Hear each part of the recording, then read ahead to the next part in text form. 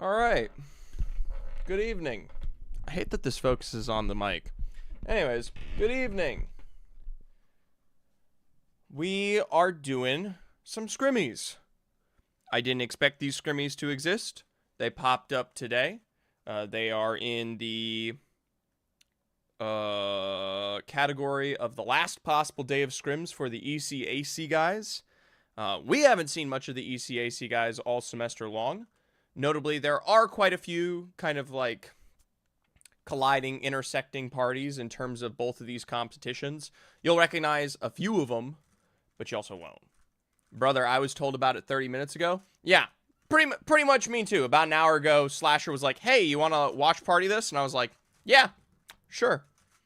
Zephyr just, ooh woo, ooh woo, ooh woo. Welcome Schmalls, welcome Badger, Tobrick if you're here. You're not a sub anymore, my brother, but you know what? I saw that one coming. I left non-subs that little cowboy emote. You can still use it, because no big deal. Other than that, what was I saying? Yeah. Schmalls, you playing? Is Schmalls playing? Let's take a look. RS Gem fan. It doesn't look like it. I don't see any MNSU. Also, I'm pretty sure that man is still whatever. Hey, Dreamer! Oh, my love of my life. Welcome, Dreamer. Always good to see you. Either way, like I was saying, there's quite a few of these teams y'all will have never seen, right? And there's quite a few of these teams that you have seen, and that you have at least gotten once or twice a little bit of some experience in terms of Octane Collegiate. Not many, though. A lot of these schools I've never gotten the opportunity to actually watch, and there's a couple that are just kind of random faces on the bin. So, notables that I do recognize, you have Purdue Black, you have Cumberland University, Slasher, Psych, and Zach W. Keys. We do have, I mean, oh my gosh, who else in here is actually recognizable? I mean, there's individual players like Nkosu's on R5R, UCF. They have Your, Warfare, and Croissant. Those are some notables from Octane we've seen. Kaiser had a hell of a run from contenders. Zek, Coco, and Virus might be in there. Oh, little alarm time. Hold on. My feeding alarm for the kitty just went off. 1 second.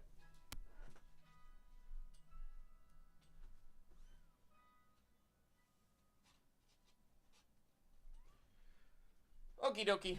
No more. No more. All right. So it is a full 20-team lobby. If you guys are willing to check it out here. Hello? Okay, there we go. I was like, what the heck, man? Can you guys hear the kitty?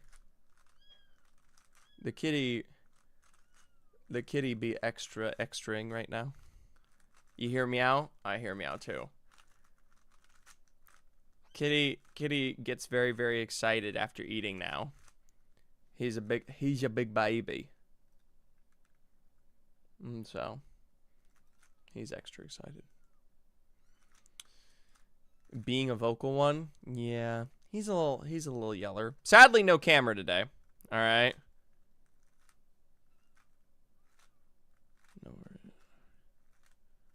No kitty camera today. I don't want to set it up. Hey, Bloom Dion. Thank you so much. I know you, Bloom. I've seen you around. Thank you so much for the follow. Some of these ECAC teams are going to get run down. Oh, boy. Yeah. I'm going to be honest with you. First of all, Slasher told me there are tier 2 teams in here. I don't know who tier 2, which of these teams is tier 2, if they are, if there's a quality player on this. I don't know anything about most of these rosters, right? So I'm R5R. Yeah, Cosmos, Nekosu, Teore. That sounds about right.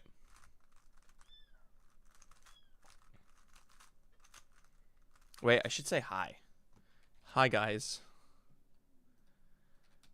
Hi, guys. I watch partying your scrims. Heart. There you go.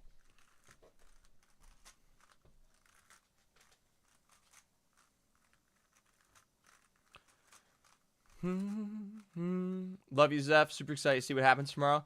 Yeah, me too, dude. Hopefully we can put on a show for you, boss. Shit, man. I hope so too. Powwow, get the job done. You're partially one of my favorite teams because you have someone on your team named Zaffy. So that's kind of the vibe in the half right now. I will say I'm excited for ECAC tomorrow if it does happen. I'd love for it to happen because it's just, I was about to say, it's really not that complicated, man. I mean, it's not that deep. Hi Sinatra.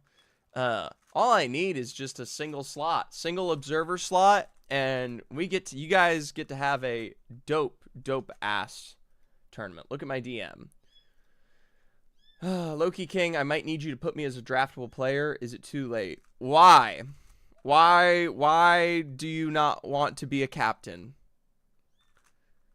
RJ, what is the vibe? Why don't we want to be a captain? Oh, by the way, the matches are starting. We'll get into that in a second. But go ahead and give that to me. Give me your reasoning. Because I will say this. Not only would I prefer not to do that, I'm also, by the way, for the draft tournament, I have to turn 2 of the signed up players into captains. Right? Is this collegiate? Yes, this is kind of a little bit of a cross between collegiate and tier 2, I guess. It's a surprise scrim. It's not one I expected to happen today. It is not Octane Collegiate. It is predominantly a lot of the squads you see in ECAC. So the quality is going to be maybe a little bit lower, but ultimately, no big deal. Should be competitive. Damn, my ISO is so high. Hold on, folks. Boop, boop, boop. There you go. A little bit more balanced ISO. I'll do my best to explain it, Billy, as we go through. In terms of who these teams are, what they might be, history-wise, etc. Reality, though, is this is one of my first times ever watching some of these rosters. Number 1 sub is here. Kaiser on top today. I was about to say, you're usually a Charlotte foe, so Coco's filling in for Kaiser University. That's not usually who plays on that roster.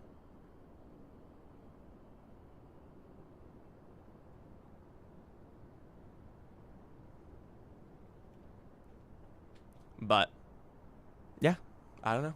We'll see. Kaiser on top today. To be honest with y'all, the prior notions of what I judge for most of these teams would tell me to put, like, Cumberland University on top today. For quote, this is match point, by the way. This is a match point scrim. So it's got to be someone who can dominate and win. The reality is, though, I mean, I don't know. We're working with, like, the bare minimum here. By the way, let me know about the sound quality of the game, how high, low, etc. Because, yeah.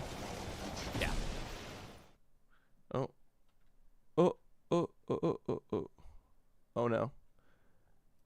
Hold on. My shit be bouncing on it.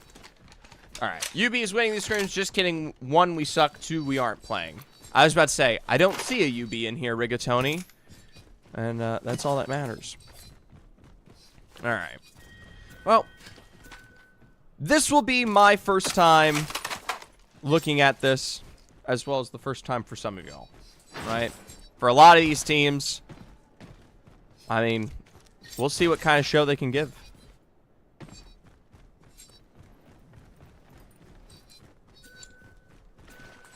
Alright. Last check. Alright.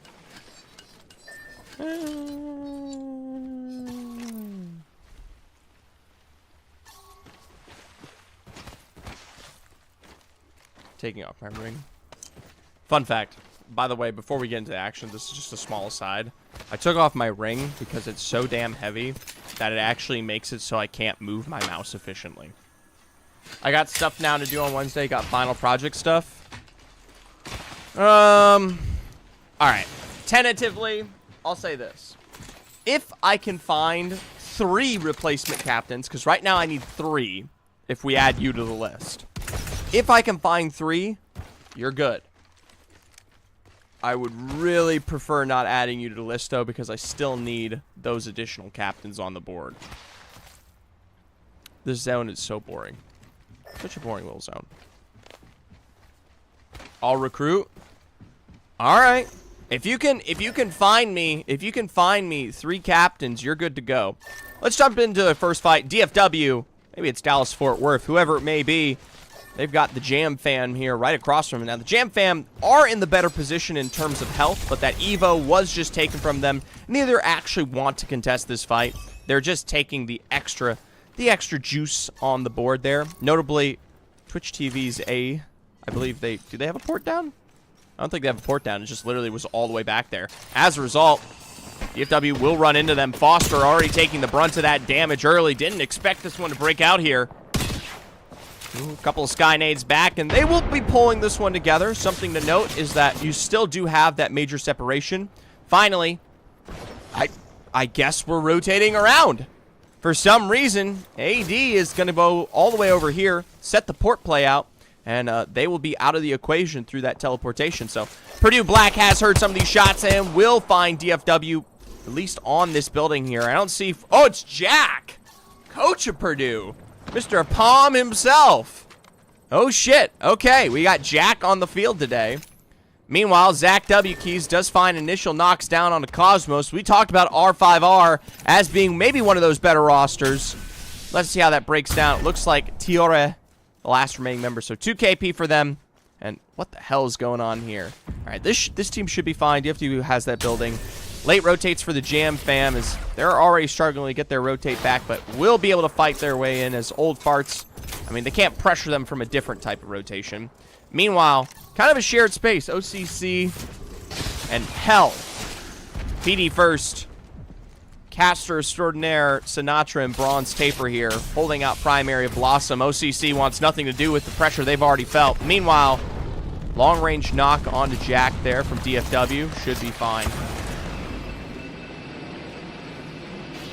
All right. OCC are done and out of the equation. Meanwhile, DFW, they've got to start to figure this one out. The old farts have moved into this building here, and already DFW taking a couple of shots from afar there. They got that knock on the return from the likes of Purdue.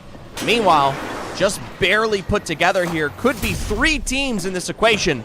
The old farts already starting to look up towards the second round of height here. Gas Trap finds Lucky Cooter. See how it goes. Port play, at least down for now as we get 3 teams in the building. A tiered cake situation. DFW tries to wrap around the back here. We'll find first knocks down. The beams from the Volt will miss, and that 37 on the Scout ain't looking much better here. Meanwhile, Wolfer, the last remaining member left alive, quickly picked up, and that'll be it for both of these rosters here. The only team left standing is the Phonem Freddies, led by, I can assume, Fredster here from this roster. Southpaw, and that's Wahili. They're going to be the ones to come out on top of that building. Neither one of those 2 teams survived the exchange. Meanwhile, we got something cooking, brewing, burning here in the heights. Vortex, a man you've met from Southeastern, now facing his early ends here. The Goats may not live up to that name. Whoa, a rotate from behind. A 45 shot will find knocks down. Not Rowan's got to play for recovery. Turns this one again, but instead finds the blistering bullet that will put them in. Bro, they're hacking? Shit, I ain't streaming on delay. They might be. Welcome, Sealed New. Welcome, of course, Badger. Always, I already know you've been here. That'll be a big dub for W&M Esports as we continue to take a look at this zone. Still, 17 squads alive. Quality ain't completely shite here. Couple of big holds out over towards the eastern side. UCF, they're in a situation where they got some long-range shots here. Warfare at the hands, and of course, Semo Apex Ruby just barely putting themselves back together for now. We'll see if they assault or go for this push sometimes later. Meanwhile, we've got this rotation coming out on the south side there. Yeah, we'll see how it breaks down. All right, Semo Apex Ruby is initially assaulted upon there. UCF are slowly pincering this one, moving into the building directly. You can hear that Newcastle wall reset just occurred up top there. Gas traps will make this assault hard to get into. Croissant's going to look for this climb. What game will Caustic get banned? Probably 2, if I had to guess. Depends on the quality of the teams here. Couple of final climbs. Warfare's got that extra advantage with the height, and we'll find nobody up on top in this one. They're stuck on the inside. Skynade coming down. Not much more there, and they have to be very respectful of how they play this. Mind you, a couple of teams, the likes of the Jam Fam, can get involved and dangerous here if they're not careful. We are missing a couple of fights over to the sides. Looks like Purdue did meet their end at the Phone M Freddy's. And OCC chased down by Cumberland on the west side. Let's see if the Jam Fam's going to third party this one efficiently. A couple of deeper nades here. You have to wonder if we've seen the rotate out yet. There's a couple drops from the height here. Warfare already out. Croissant likely to follow. So they're going to play out over towards the edge. And who knows? Maybe we'll see the Jam Fam try to get involved just as much here. Owen's got gas traps of his own. But instead, not a real fight. Not a real advantage. They're on their way out. Let's check on Hell. Seems like we had that early knock from Izani. PD first with the one. Of course, the Fan Shaw Fuel down to just Temdi. Plays this one out and is going to try to sustain what might be that reset here for BBG Bum all the way out over towards the edge. Now, here's the problem for Hell. You got Cumberland playing on the west side, and you are likely to get held out here. We'll see how that develops. PD first, though. The entire Hell roster, they want everything to do with this action. Diving into it. They'll find both double knocks down here. I called it a little early, but they are the advantage of this one. Meanwhile, Slasher and the rest of that Cumberland University roster, they've heard the shots. They've heard a bit of the action. Slasher utilizing the sign to get up on top as we get a little bit of some frame distortion here. Couple of reads and the entire Hell roster should be down below. Apex servers, please. We'll see if it stems up. Currently looking, Syken already on the low ground. The Burns will find maybe, hopefully, the breaks here as the push comes through. As a result, it's up to Slasher, get the re-knocks down. The mobile shield, oh, but so too late. Hell, doing a great job in this excursion. Zach W. Keys has the double shields to work with. But here comes the full thirst. Dives deep into the back thing. A beautiful 99 burn at that. Tries to burst through the door. Instead finds Zach W. Keys at the ready with the power amp here to get that health back into play. You can hear the Valkyrie trying to play the outskirts to get this fight going. And instead, nice Shabugaloo fade away from Zach. Has to utilize the Jets to get back up to safety here. Dropping down to the low ground in the nick of time. Missed out on those missiles. See if we go back up to health. You can hear the full thirst coming in on Syken. Finally, seeing the exact position with nowhere to go. Hell, removed at the cost of Cumberland here. And they don't even lose out on their teammates. They got the entire west side to their own. Meanwhile, I don't know what the hell's going on over here. Semo, Apex, Ruby, we've seen them try for this push time in, time out. And Sharpie, well, you got to hope the gas is going to work for you.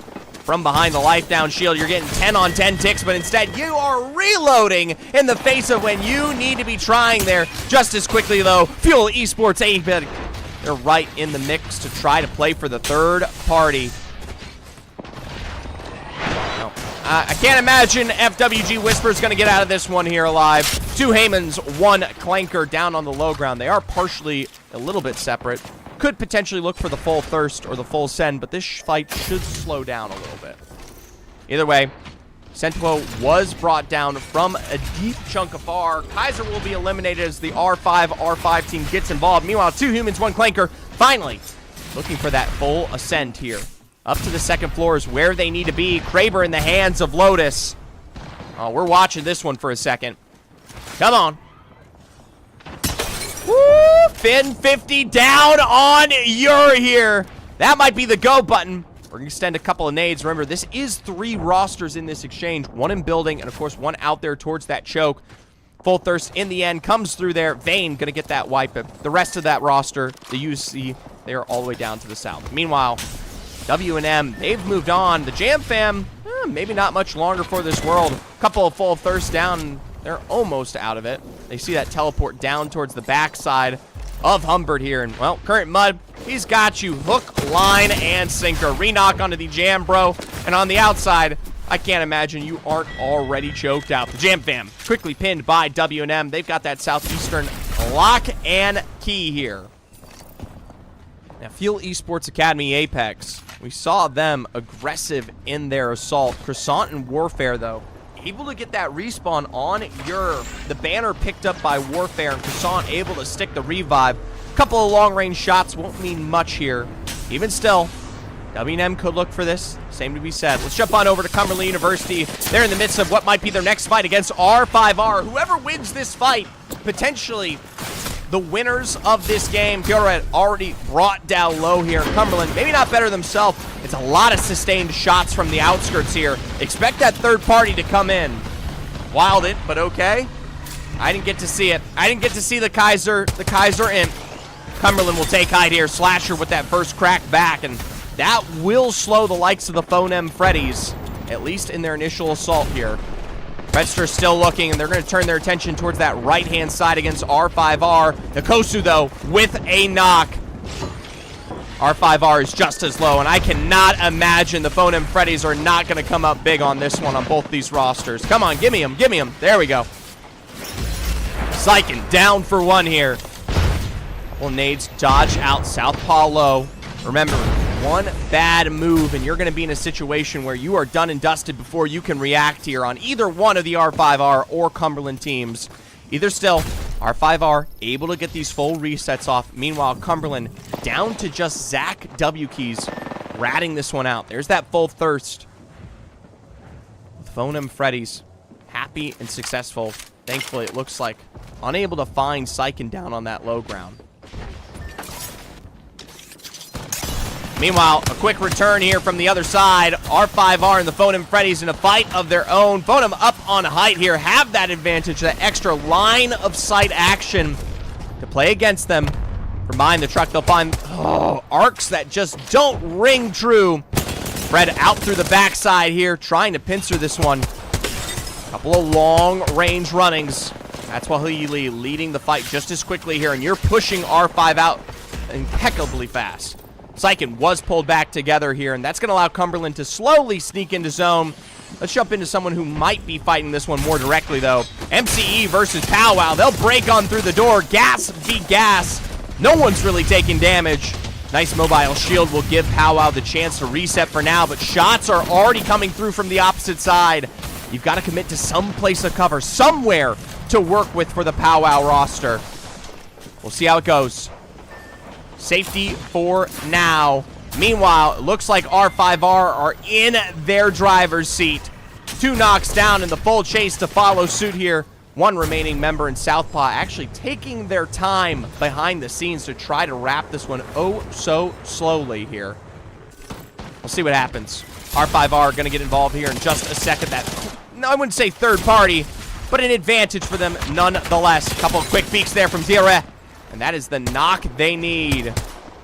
Cosmos, though, just as quickly here, brought back down. And meanwhile, on the other side of the equation, looks like we see the final moments here. 2 humans, 1 clanker, find the end of the end of the Cumberland roster and the end of the Phone M Freddies. They're back to the edge of zone for now. Meanwhile, the hard commit from R5R has got to look a little bit better than this. Nkosu already flesh found here. Drills for pressure, but finds nothing on the edge of the flames here. Dives this one out, and you're whiffing half of those 99 shots where they count. Cosmos pulled back. It's going to give them a little bit of time here. Meanwhile, Tio Red, though, excellent in that push to finish the job. Still, they need plenty of time. Here's a deep wrap from W&M Esports, or my apologies, 2 humans, 1 clanker on the other side. They'll find the end of W&M. 3 teams remaining. Up on height, MCE Apex, only a second away from Ascend here from 2 humans, 1 clanker. And of course, R5R already with their full reset here.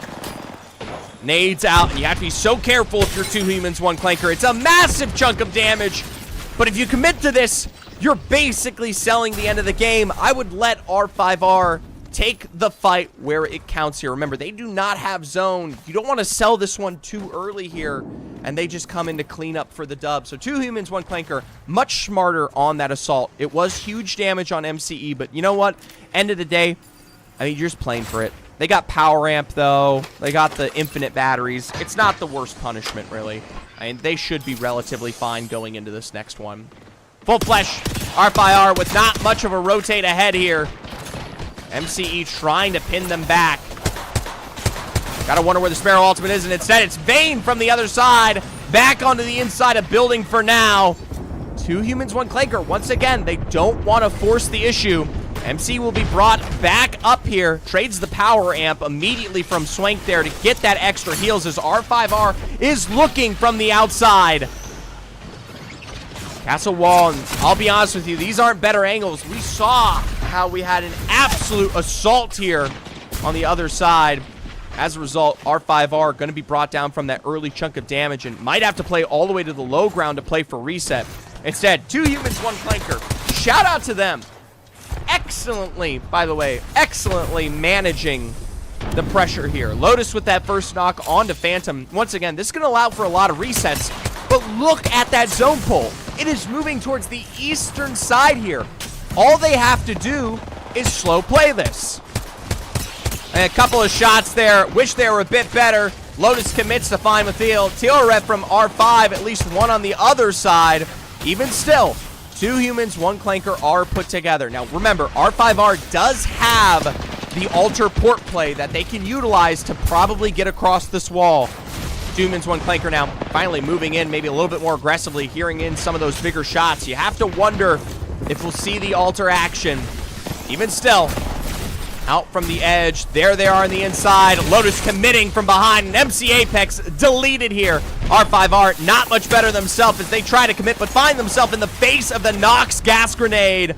Quick port play back, and Lotus, the only remaining one down on low ground. Vayne takes just a huge chunk back. And now what is a straight 3v3 exchange. Lotus wants to finish the job here, though, before they can get those resets off. And there it is. That's that altar play through the other side of the wall. It's going to at least bring them to 1 knockdown. But it's a huge trade at that.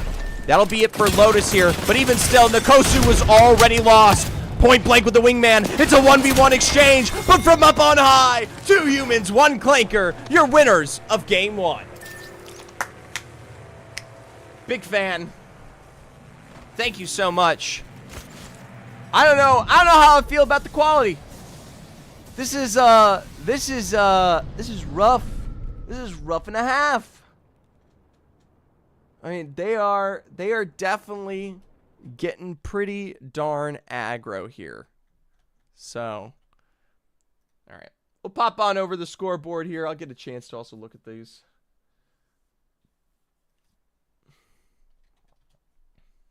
Oh, someone's asking a draft question. Yes. All right. So, ultimately, we take a look at the scoreboard. Boop, boop, boop, boop, boop. Whenever it pops up. All right, we'll take a look at whenever it pops up. In the end, R5R is going to have a huge chunk of KP that goes alongside their second place finish there. I don't know how much we got from the 2 humans, 1 Clanker. Something to note is that the Phone M Freddies were pretty aggressive in the early to mid game, so they also should have something pretty darn good.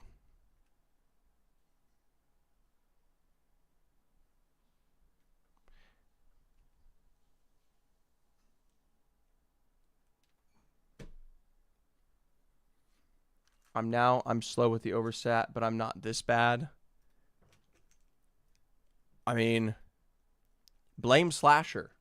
I don't know what my Slasher's doing.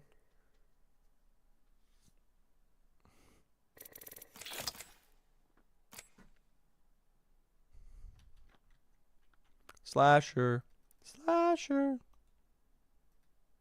Is this? It says 11-1. Why does it say 11-1?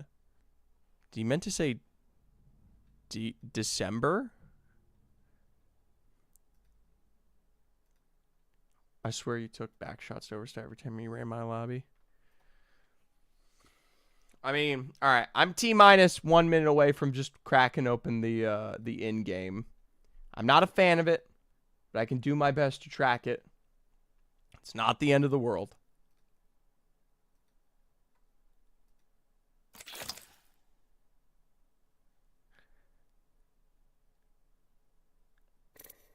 Gotta add the game first. All right. There we go. All right. Game 1 in. 2 humans, 1 Clanker. I asked about How much KP did they receive? 14 KP is not a bad place to be there. Obviously, we didn't catch every single fight from them, but those two big ones at the end definitely pushed them into the lead. 26 points is no slouch for an early dub at that. Now, R5R, like I said, highly aggressive, able to find the second most amount of KP with 9 points on their second place finish. But the big ones I look at is W&M. We saw them early on from the eastern side pushing, and Cumberland from the west. They pick up the resounding tie for 8 KP both respectively. That puts them 11 and 13th. Now this is match point. Let's ask, is it 50? 50 points match point? It better be 50 points. That's the question of the day. Yes? All right, cool. All right. So 50 points match point, 2 humans, 1 clanker, already halfway there. It's probably going to take them at least 2 or 3 games to get above that one. Meanwhile, for the rest of the lobby, still plenty of foes to face. Phone and Freddy's, we saw them in their early takes. That's why they have their 6 KP, but were not able to survive the complete exchange there between Cumberland and R5R. As a result, I mean, honestly, this fight right here between these 3 rosters kind of dictated the pace of the western side. Because Cumberland gets that early knock against them, I believe, onto Slasher, they struggle in their setup. And then the return from Phone and Freddy's never really quite hits the way they need to when they face R5R. And as a result, they too also get chunked up. USM signed up for this and didn't show up to the scrims today. I mean, that's a vibe and a half. I mean, you guys would definitely be in a good spot. All right. Either way, not really much to say anywhere else. Hell's got 1 team white. Not Trying's got 1 team white. Everyone's kind of mixed bag across the board here. It is actually pretty hefty lead for these couple of teams, especially early on. 8 plus 8 KP, 10, 14. That puts you at what? Oh, 40 KP out of the available 60, pretty much absorbed all the way up here. What is that? 2, 8, 11, 14, 15. Yeah, 16, 18. Yeah, that works out exactly. So almost 2/3 of the lobby in these top 4 teams picked up here. As a result, that may mean we hit match point pretty darn early. Now, apparently we are already moving on to a new drop, so I guess we're on Storm Point now. Here you guys go. Cumberland's on Launchpad. 2 humans, 1 clankers, and Lightning Rod. Phone and Freddy's and Cenote. And R5R and Ferrari. We actually have the 4 corners of the map here. So the top 4 teams are in completely separate locations. We'll see how it goes. I'll do a prediction. We'll do match quality. I don't know these teams well enough to do anything else than match quality, so match quality last time was a 3.23. So match quality over under 4.0 over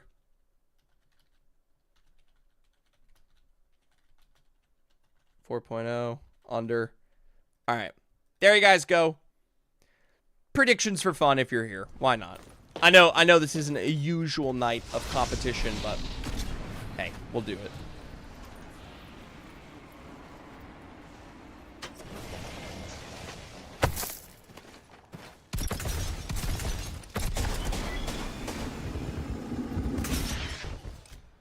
All right. I don't know what PD First is doing, but you know what? That's my man. We'll jump on over to our winners from last game. 2 humans, 1 clanker. They'll be playing. All right, they'll be playing in like 2-3 minutes. This is a Rubik's Cube. I'm gonna solve it during the time we have. I'll put up the drop spots while I do it. 3.2 quality restart.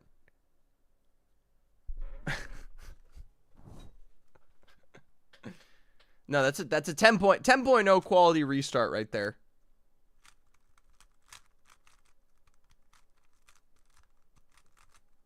All right, there we go.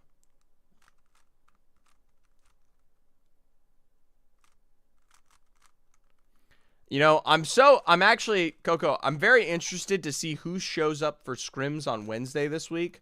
I know it's the end of the semester, but when you realize there's a draft later in the night, some teams or some players might maybe be a little bit more involved on that day to try to amp up their draft stocks, if you know what I mean.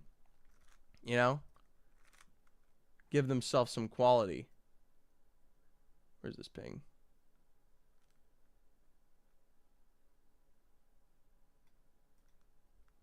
I will be watching Sirs, not playing, so definitely will watch. Yeah. New code being posted. All right, we got a new code. This scrim is the dumbest idea I've ever heard. Why are we wasting time with the 3 quality score? All right, Kaiser. Welcome. I mean, I'll be honest with you. It's kind of rough because the quality of the teams is so separate that you're basically asking for it to go poorly, right? And like I know some teams want like match point quality, but the reality is, I mean, I'll be honest with you. The reality is when you have such a massive skill disparity like you do with the teams in ECAC, as a result, you're going to be in a situation where the bigger and better teams kind of absorb all of the KP, rush towards match point, which is going to take them roughly 3 to 4 games to get at least one person on match point. And then past that, you're in a situation where, okay, who wins the next game, right? And it's very rare that anyone else will come out on top in a way that matters, you know? And honestly, it makes me curious to see how it goes on the actual match day. 10 teams ring 3 is just absurd in game 1. It is pretty bad. It is pretty bad. No Caustic. Newcastle Valk, all available. Yeah. Well, I mean, I'll say this, though. You saw what happened. Like, let's take, for example, the Phone and Freddy's, right? It's scrims. So what did they do? The minute they got to the center of zone, they full sent it, right? They saw the position of, I don't remember who it was. They saw their position, and they just sent it, right? Because they aren't punished for it. As a result, you start the game, and like a whole team is already gone. You know? So.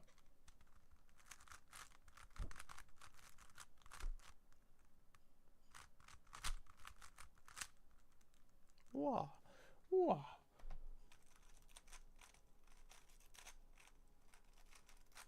Can't wait to be into this game, guaranteed. You guys were in a tough spot here. I mean, just nowhere to go on the edge there.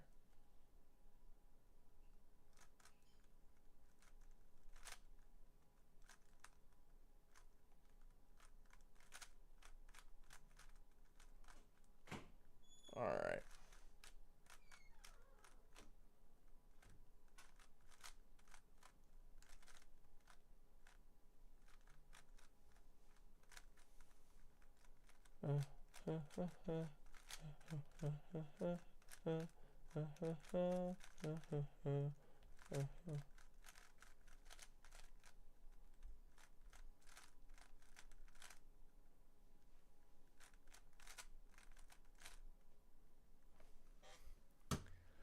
Zeph, do you know if there's a game minimum for match point? My teammate is brain dead.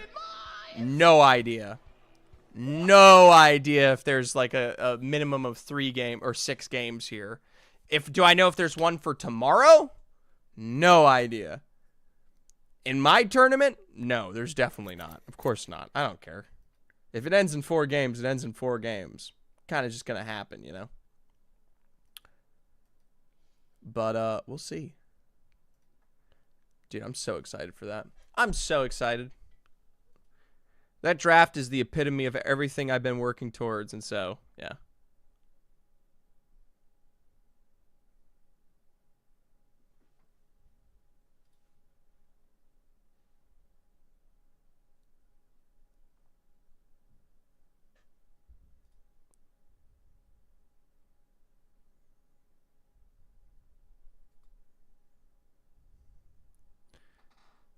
All right. Game numero 2. Let's get it on the face for you. I just realized the entire time I had that the draft stuffs on screen, It wasn't even Storm Point. So you guys, if you care, really know E-Districts super well. All right, no one's betting on predictions tonight. We're just doing this for fun.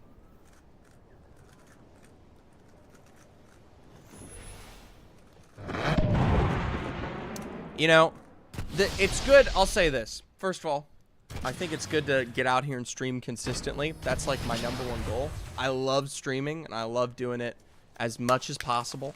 So I have no qualms against that.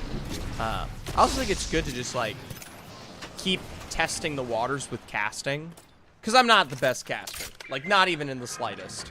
And so the more I can do to try and like figure that out is definitely like a goal of mine.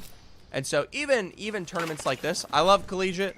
I don't love the lowest ends of Collegiate as much, and I don't love when you have 3.23 quality, but I do love getting some good practice in. Because just as much as this is a practice for players, you know, in their game, this is a practice for me. I like casting, and you gotta take every chance you can get to just keep establishing that. Especially for me. Dude, in Apex, we do not have third-party events anymore. Like, at all. It is insanely rare. And so, I don't know. It's interesting. Because, I'll say this. I remember when I was doing so much casting off the rip all the time. Man, dude, it was like night and day in terms of the quality. And now it's just like we have ALGS. And I don't care what anyone says, but jumping into that stuff fresh, you definitely do not get the practice you need during the year. And having only like 9 days of Pro League, that is also not enough, right? I would love if they doubled the days of Pro League. Just double them, right? It'd be so much more fun to follow storylines. But I'm biased. Most teams here, not really in any kind of drive. We'll jump on over the GOATs because apparently they got Kaiser maybe looking for this send. They're on the north side of Pylon right now. The GOATs up on height. Have to be careful. Not Rowan already setting up this line here. Vira maybe to be the very first one. They are literally stacked right underneath each other. They're going to try to play for it one by one, but Vortex so quick to find that knock onto Vira. You have to wonder if the GOATs, yes, will drop down. Return knocks onto the likes of Bane. Instead, a full commit immediately onto the Pylon. You've got to hit those shots. Ozek inevitably goes down here as Vortex picks up that secondary one. A reset on the Bane is good, though. Meanwhile, for Kaiser, they're just as quickly with Coco putting the entire roster back together here. Full sends once more.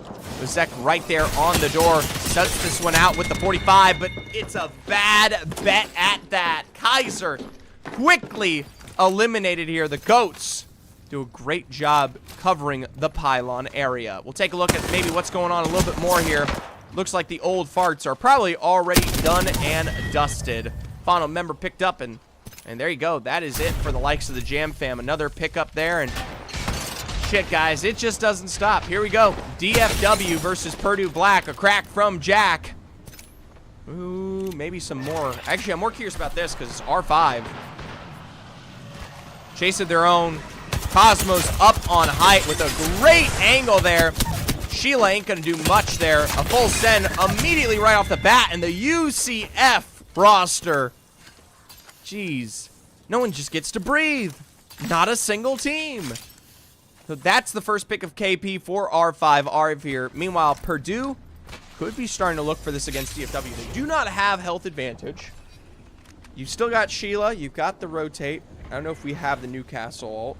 He's still ADS, so I'm gonna go check. But there's that Sheila coming through, breaking the door. Meanwhile, other side, Newcastle, no ultimate. They probably just came on in here, utilizing it. And yeah, a little bit of Sheila play. So they'll be sharing for space for now. So no, Cito is the final position of this zone. And so you can get that split over towards the eastern side, sometimes down all the way towards the south, or just really prioritizing half of the zone and a little bit of these oceans. So DFW and Purdue should be able to coexist here. Meanwhile, we're looking at what might be the next full send for R5R. The Jam Fam doing a great job pressuring them back with damage, but Owen cooked yo ass. he himself might need to cool down because he is far from cooking here. R5R now looking to finish the job. They got a little bit of those resets, and there's the port play back for safety. Cosmo already looking on this exchange. Perfect follow-through. Right through the smokes, a quick reload for 29, and a single bullet skidding across the head for a haircut. R45, or R5R. I mean, they're just barely a cast. Barely a cast at that. Inspirational lobby quality. Well, I'll say this. It's not good that I'm hearing from Jack and the game is still going. This silly right here might develop in terms of, like, we got Phonem Freddy's. They might look for this. We're trying to predict the future with Jack coming into chat. There's Powwow. There could be a long-range shot there. Who knows? Maybe this rotate from R5R. It puts them in checkpoint. They rotate around. They go for a full send.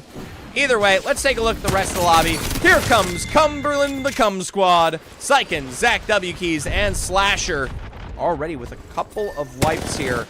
Meanwhile, Vayne trying to look for a response of their own, but finds Zach W Keys with barely a chunk of damage at that. Vayne's still running and right alongside them. Slasher just as quickly trying to follow through, but don't want to quite give this one up entirely. Trying to really track out the Hell roster as much as possible. As a result, technically, Cumberland is pinched here, albeit I wouldn't say it is a definitive pinch at that. I want to see a little bit of this. Maybe a couple of exchanges. Nice banner recovery there. Zero able to get that one back together as Slasher is continuing to chase out the Hell roster. Perfect zipline play, but in the end, we'll get knocked by the ring there. PD first down. Hell just Sinatra able to find their way out of zone, but run straight into another roster. Fanshawe Fuel with open and waiting arms to finish the job. We'll jump on over to R5R, who are just as aggressive as usual and find themselves at the face of the Phonem Freddy's. I talked about the Phonem Freddy's getting aggro here, and well, they do just that. We're already 14 squads remaining. Big leaders R5R no longer in the lobby. Meanwhile, the Fanshawe Fuel, they might meet their maker at the hands of Cumberland here. Slasher's going to have to play for the heal in a second. Meanwhile, Zach W Keys and Syken covering the other side. Zach W Keys will peek up on height, utilizing the edge of the roof there to give themselves their safety. Oh, wait, where's Kaiser? Dead. 20th. I know. They got absolutely shredded. All right, Fanshawe Fuel versus Cumberland. Peeks on the edge of window there. Zach W Keys trying to find those shots. Slasher's going to full push send this. Meanwhile, on the other side, they're not going to let them have this. Try to see if they can get away, utilizing the edge of the Valkalt, and does get that final snipe down. Looks like it is just Temdi. Maybe trying to rat this one out for the final moment. See if he can maybe play back into it. But instead, why are we doing this? You could play for safety. You could play for reset. You don't have to take that shot, brother. All right. Well, that's it there. Let's jump on over to the Fredster squad. They're finally breaching into Cito here. The other lifeline ult was just dropped in return, so they found early knocks on the other side. Nades to break down the doors here. Southpaw with the teleport through the other end. They might get sniped back out from Cito, but Fredster is just as quickly finishing the job. Not trying, eliminated. Jack's trying to put some pressure back there, but remember, the Phonem Freddy's have a new target, and it might be Sumo Apex Ruby. Bro, so cooked, I got decimated. I saw you on that zip line up. It was a excellent piece of tracking from Cumberland. Sumo Apex Ruby will give themselves the pyramid to work with, but remember, these can become tombs here if we see the exchange. Phonem Freddy's just as quickly trying to pressure Jack back here up on the high ground. And remember, the full send is only potentially seconds away. We'll see how it develops. Yeah, all it takes, I'll say this right now, for Phonem, all it takes is one easy knock, and they're just going to send it on Purdue, right? Why wouldn't they? I mean, that's all they would have to do. Now, 12 squads remaining. Most teams are out of zone. W and M here, they're trying to hold off this one. They just got that scan. Fuel Esports Academy Apex are going to try to take the time to get out of dodge. Being chilly just barely latching on here as the rest of the WM roster finds themselves point blank in the face of the burners of those jets. As a result, the fan shot fuel, they'll be on their way. I don't know if it's fan shot. Either way. Let's jump on over to Cumberland because it never slows down when we're talking about Cumberland. Knocks for Vayne here. 2 humans, 1 clanker. They might have come off their win, but they're running into the meat grinder that is Cumberland University. Now, you got a little bit of an exchange here all the way on the edge of Powwow, who could get at least exchanged. Meanwhile, current med in the roster pulling themselves together on that Jurassic exit. Zach Wkey's going to look for it. Here's those steps just pitter-pattering away up through the stair line. Whew. Dodges out in the Arc Star, and I'll tell you right now, you might not be long for this world. A beautiful chunk on the backside there. Tries to port through the other side. Instead, you're going to find yourself point blank.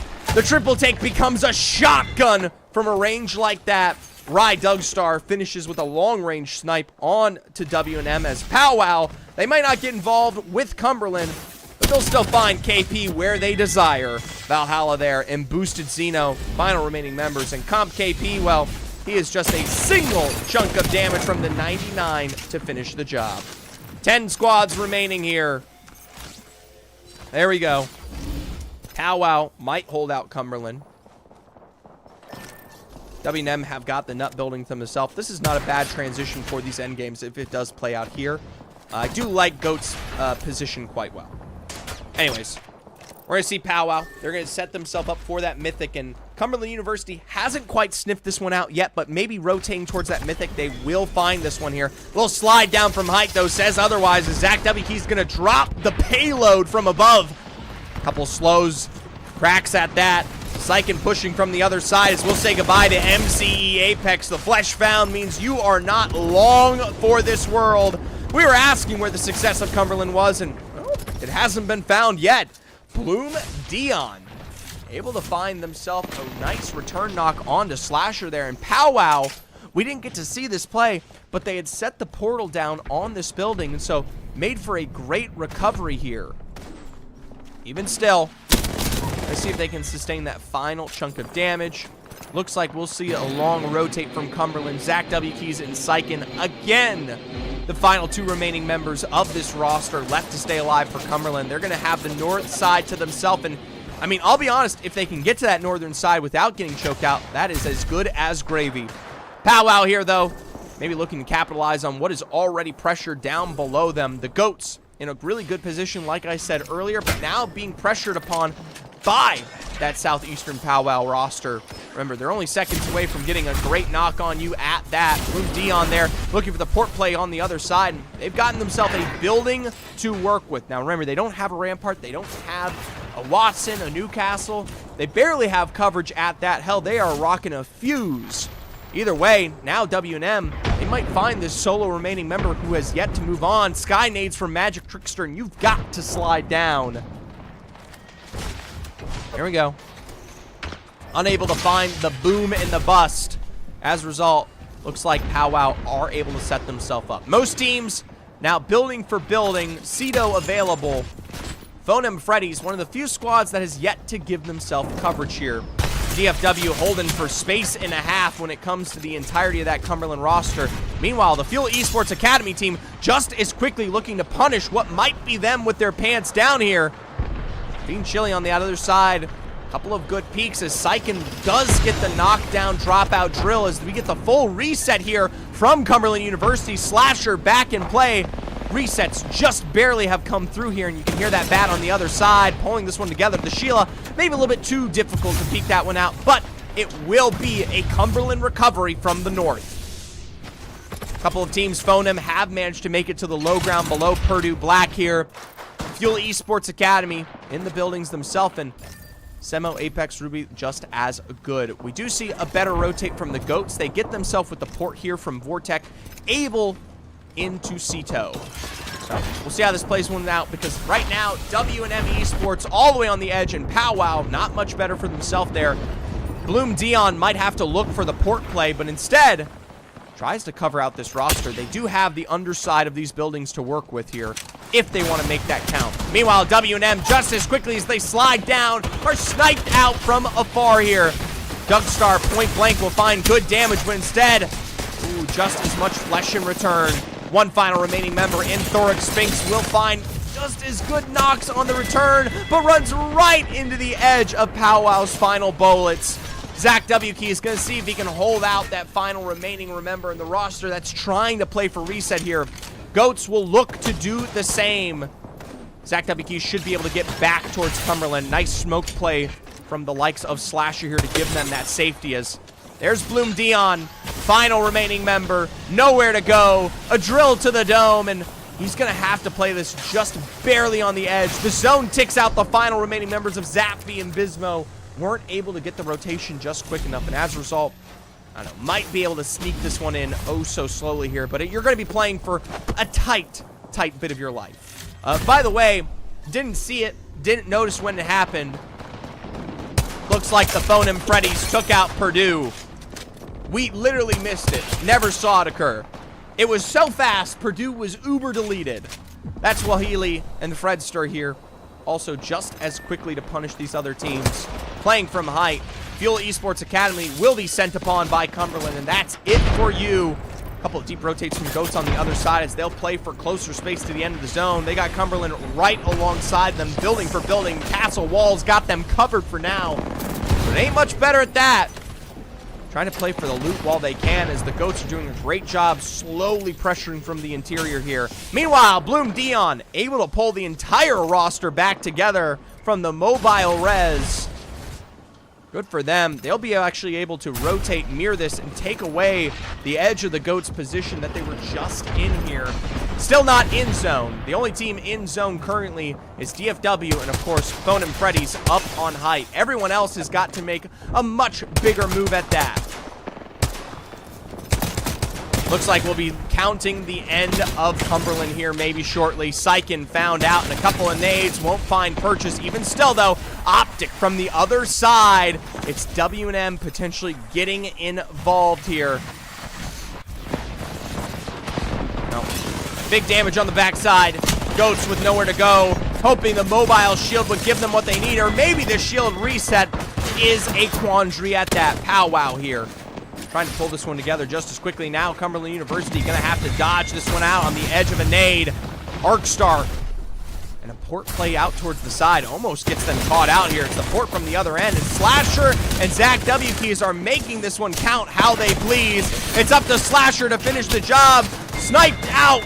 Cumberland eliminated by a late game reset from Powwow.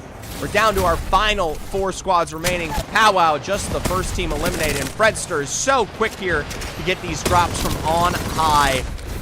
Try to see if they can sustain those final wipes here as Semo, Apex, Ruby, they're not much better themselves. DFW, they cover this rotate just as well as the likes of Phenom Freddy, and they will finish the job. That's Wahili here, already making the move from Phenom, or Phonem.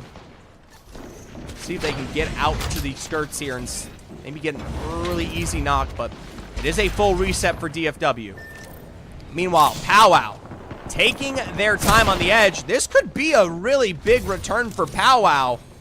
Able to sustain a reset off here as the Phone and Freddy's, albeit aren't low enough.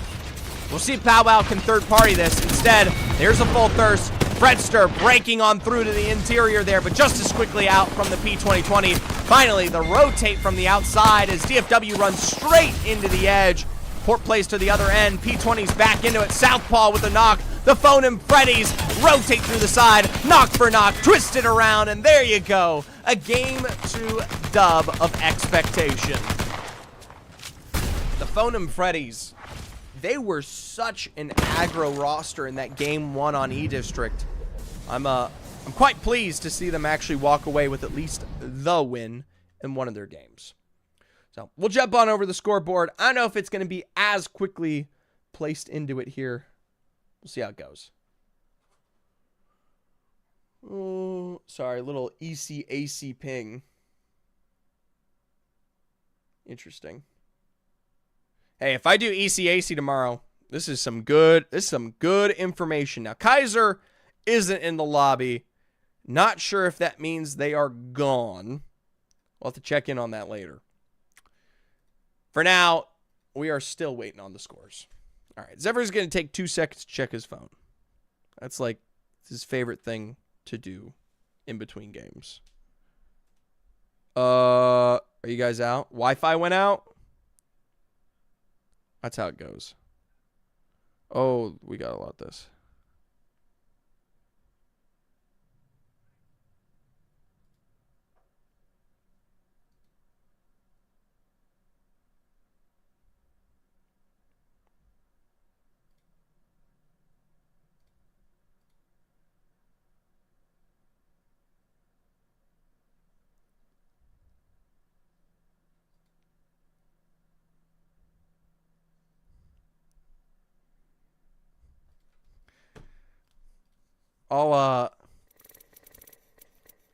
I also hate that because it's like I want to read into things more.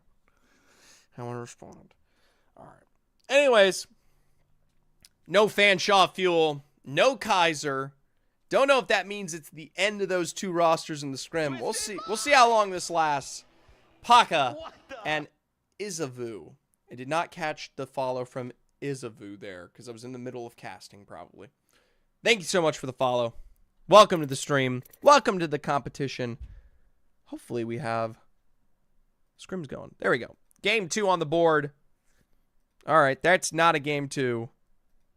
What are we doing, Slasher?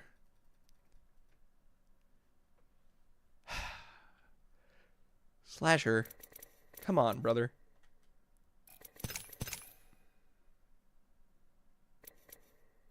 Oh, is it Slasher or is it PD first? I don't know why I just assumed it was PD or Slasher doing this. Well, it is what it is. Everyone about to start. I don't think Slasher's behind the admin panel. I'll be honest with you. I'm so used to blaming Slasher for shits and giggles that it's me and it's live on my end. Okay.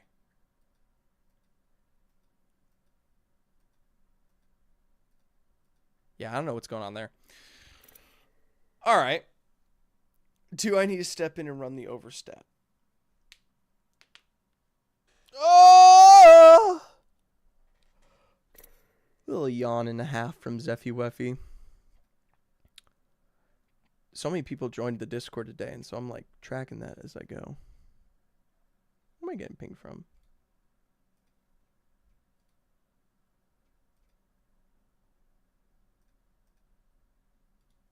I don't know who that is. You guys ever see someone on Discord that you don't know, but they have like 1,400 mutual friends of yours, and you're just kind of like, what is the vibe there?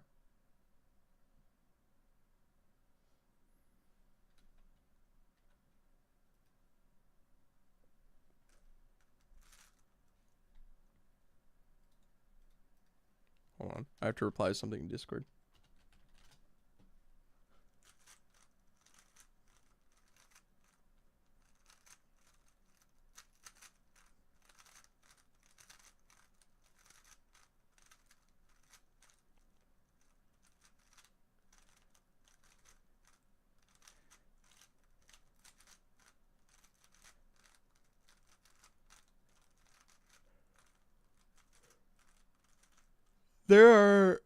There are some small arguments in chat right now, and I'm very interesting.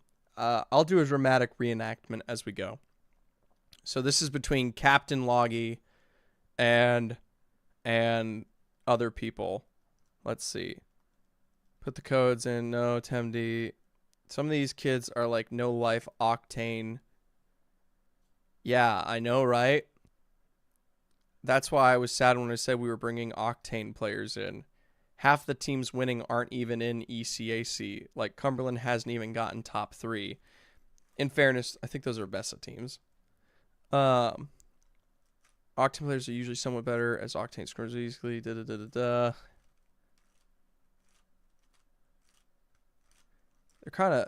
definitely okay. It's open. Bring a player. We don't have time. I said I was going to do a dramatic read, but I ended up getting too invested. And now I'm confused with myself. Okay, that's getting fixed slowly. I have I know it's open, but like, are we really bringing in people who play every day? I don't have time to. I have exams and shit. I can't play every day. Okay. We do too. Slasher comes in and says, we do too. We're full-time students, all of us with full course loads, and are required to maintain a good GPA. Something. Octane teams. Slasher says they're Vesta teams. There you go. They have a college. Something. I don't know, bro. If someone has a bio saying, I play every day, I don't think they're in college. I'll tell you this.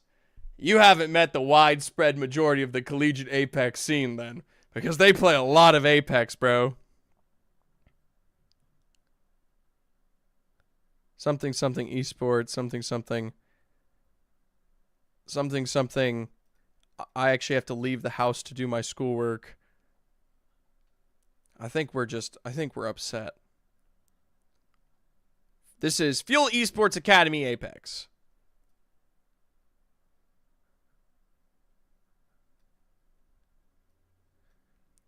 I love ECAC because it is a very, very... Here's the thing with ECAC. It's expensive to participate, right? And a lot of colleges are already paying for a different funding on something else.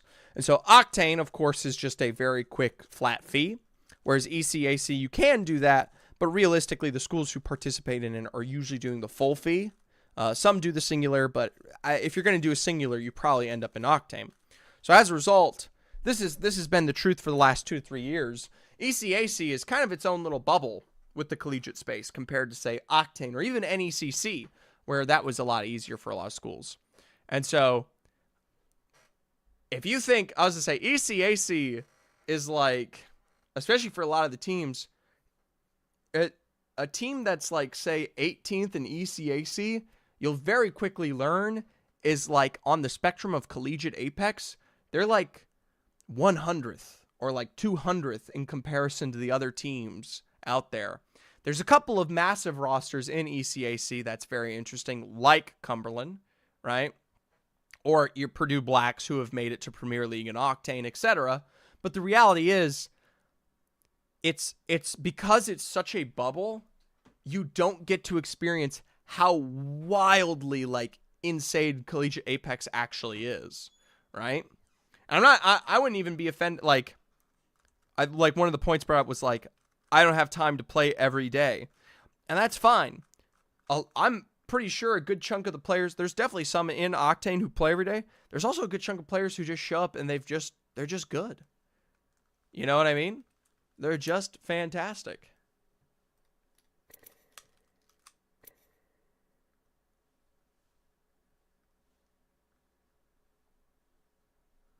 Okay, the lobby is now we're kind of exploding. Our third gets on at 2:45 for 3 p.m. match days. There you go. And how bad is Charlotte? Charlotte had a pretty good run, albeit it was mostly you. Apparently Swank just got banished or banned. I don't know why. There's a lot of tea going on here in the middle of this. No idea why that just occurred. What are we doing?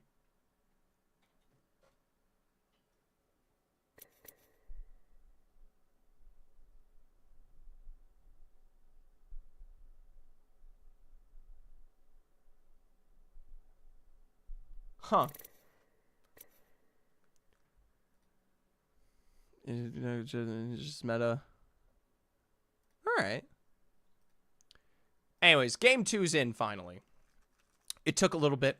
The Phone and Freddy's do walk out of that game with the highest point standing that we've seen thus far, and it's to no surprise. We saw them be absolutely methodical in how they punished the majority of these rosters here. 19 KP with a score of 31 overall. The rest of these teams just barely show up due to some of the final placements. Shout out to R5R, who do at least get the 2 fights that we saw out there towards the northwest outside of Down Beast. That gets them up at least to the 7 points out of their 6 KP. Beyond that, heavy sparings for Pow Wow, who we saw them on their late reset there from Bloom Dion. Solid at that. Allows them to swoop into at least second place. And Cumberland, who even they had to get a reset there at the very, very end. They pick a little bit of the wrong building to work with, and as a result, do get choked out by teams like the Goats and the Phonem Freddies. But still, 10 KP is 10 KP. We're hoping it's just chilling contenders next stage. We don't really care to be a 20th to 40th Premier team, whether we could or not. Yeah, I'm very excited for the quals that will take place in January. The thing that's going to be hard to navigate there is you still have to learn, like, you don't have to be good, but you have to learn how to survive. Like, that is the big one.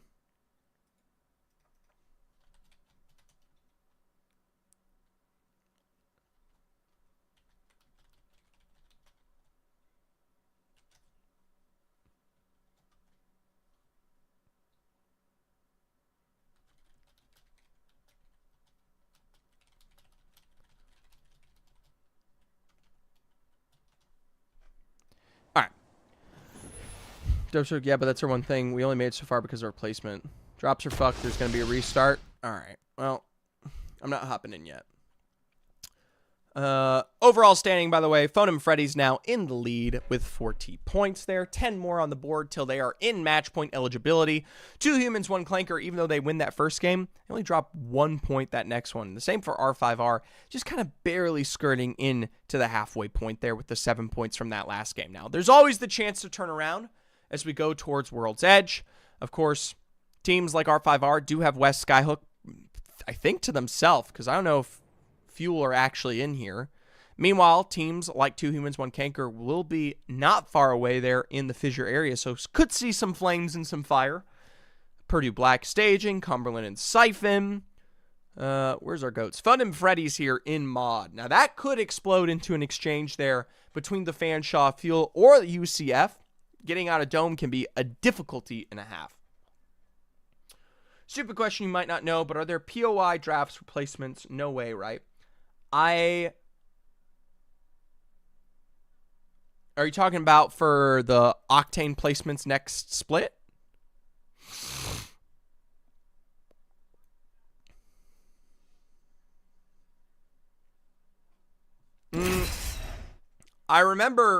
I'll say this. I remember that our team, Tamu White got screwed because they ended up drafting Dome during quals, and that completely gutted their performance and their ability to perform.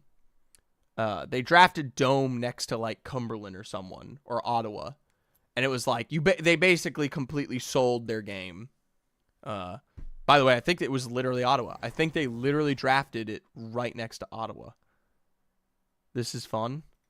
Yeah, we're down to 17 teams. I don't know how much longer this will last. I don't know if this is good practice, but we'll see.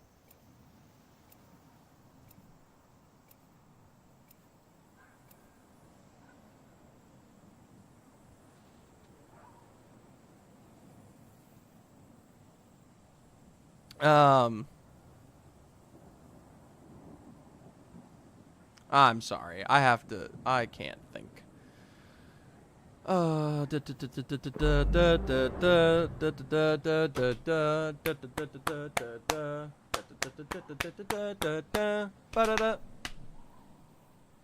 casuals. Shit talk is greater than Apex scrims. The casuals are beefing with the sweats. Oh yeah, let me check on that while I have a chance. Because they really were. Let's see. Wrong POI, all heard. Yada, yada, yada. Wrong POI. Yes. All right. All right, gang. Wrap it up. And do a 10-team scrim with only ECAC. Oh, we are actually beefing. Oh, my God. Now we're bringing in religion and homophobia into this. Apparently a Terraria, a Terraria gift. That's kind of lit. I'm a big fan of Terraria gifts. Holy shit. The scrim beef go crazy. We should have a beef day. I don't know what that means, but I would love a little day where everyone just gets to hate each other. Now there is 18 squads. Pretty sure though that MCE is just Malthael. Mathaliel? Malthaliel? Mathale? Thale. Steak? Yeah. I shouldn't have left the Discord, bruh. You're missing out. You're missing out on some prime beef that's taking place. I'm out there with my popcorn. All right, I don't know what this is what Tharquisha is doing right now, but we are point blank. Sentinel shot. Man, you gotta hit those 45 if you're gonna come at him like that. Tharquisha!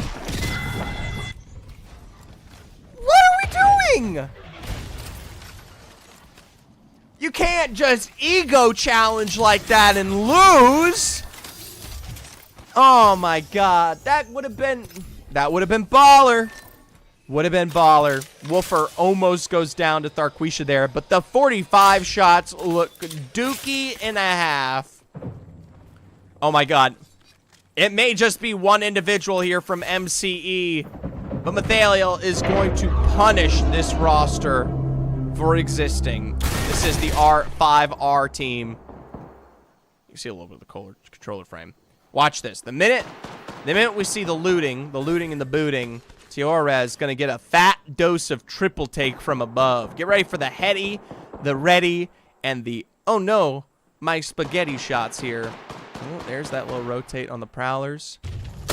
Oh no, you idiot! You fucking idiot! You dumb motherfucker! Come on, bro! You have that set up, you have the loot, you have the perfect angles, and instead, you sell. You get a little too greedy, and you sell it. Alright. I'm a little upset. What can I say? Alright, now Bean Chili did just get knocked down here in the Jam Fam. Oh, there are no strangers to the mash. Port plays available. The Jam Bro, leader of the main name themselves. Trying to work this in. Gonna take their time before they're all the way ready to go. Up on height. Jesus. Owen does cook that one. We're going to try to play for the Newcastle reset, and you are walking into danger. Here comes the Jam Bro just as quickly, but the Watson fence line and the mobile shield are enough. A peek in from Owen results in a knock and return. Finally, Flesh found, and it is up to the namesake himself. Wingman, Volti reset. We are in a 1v1 scenario.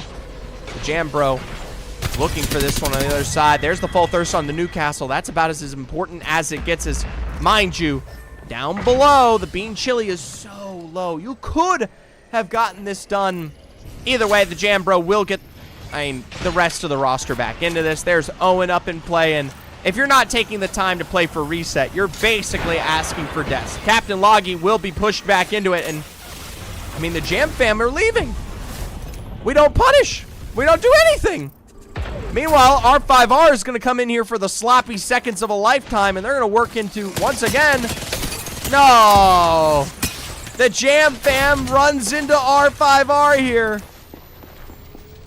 They'll maybe find the Bean Chili down as they're still playing on the inside. Captain Loggy is already out of this one down towards the south, so they should be fine as even the Jam Fam are able to get themselves into a place of safety. It's just Bean Chili who might be found. We'll take a look a little bit later on.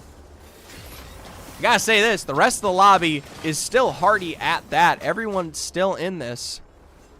Not quite sure how it will break out as, all we can really expect is maybe some good recovery. Now, there's Bean Chili. There you go. Final flesh found, and you've basically given R5R the opportunity of a lifetime here to, I don't know, run the distance on you. Captain Loggy isn't it. If I was Captain Loggy, by the way, all right, Fuel Esports, here you go. Here's your advice. So your teammate's struggling. You've got the walls set up. Realistically, though, Bean Chili should be telling you, hey, man, I've got a full team on me. So what do? Do you sit here on choke, or do you take the time to rotate towards edge or a crafter? Because here's the thing. Look at the zone. Your next crafter's all the way at staging. You could have been ahead of the game. You could have been here on this crafter, right, getting the reset. And then you've got it. You get a respawn on countdown. You're good to go. Instead, now because you took that time, you might get chased upon. What's up, Wizard? Good evening. Welcome in from the airport. I assume it's the old farts fighting here. How, wow, made into that top 3 last time. And you know what? Anyone with the name Zaffy has got my heart.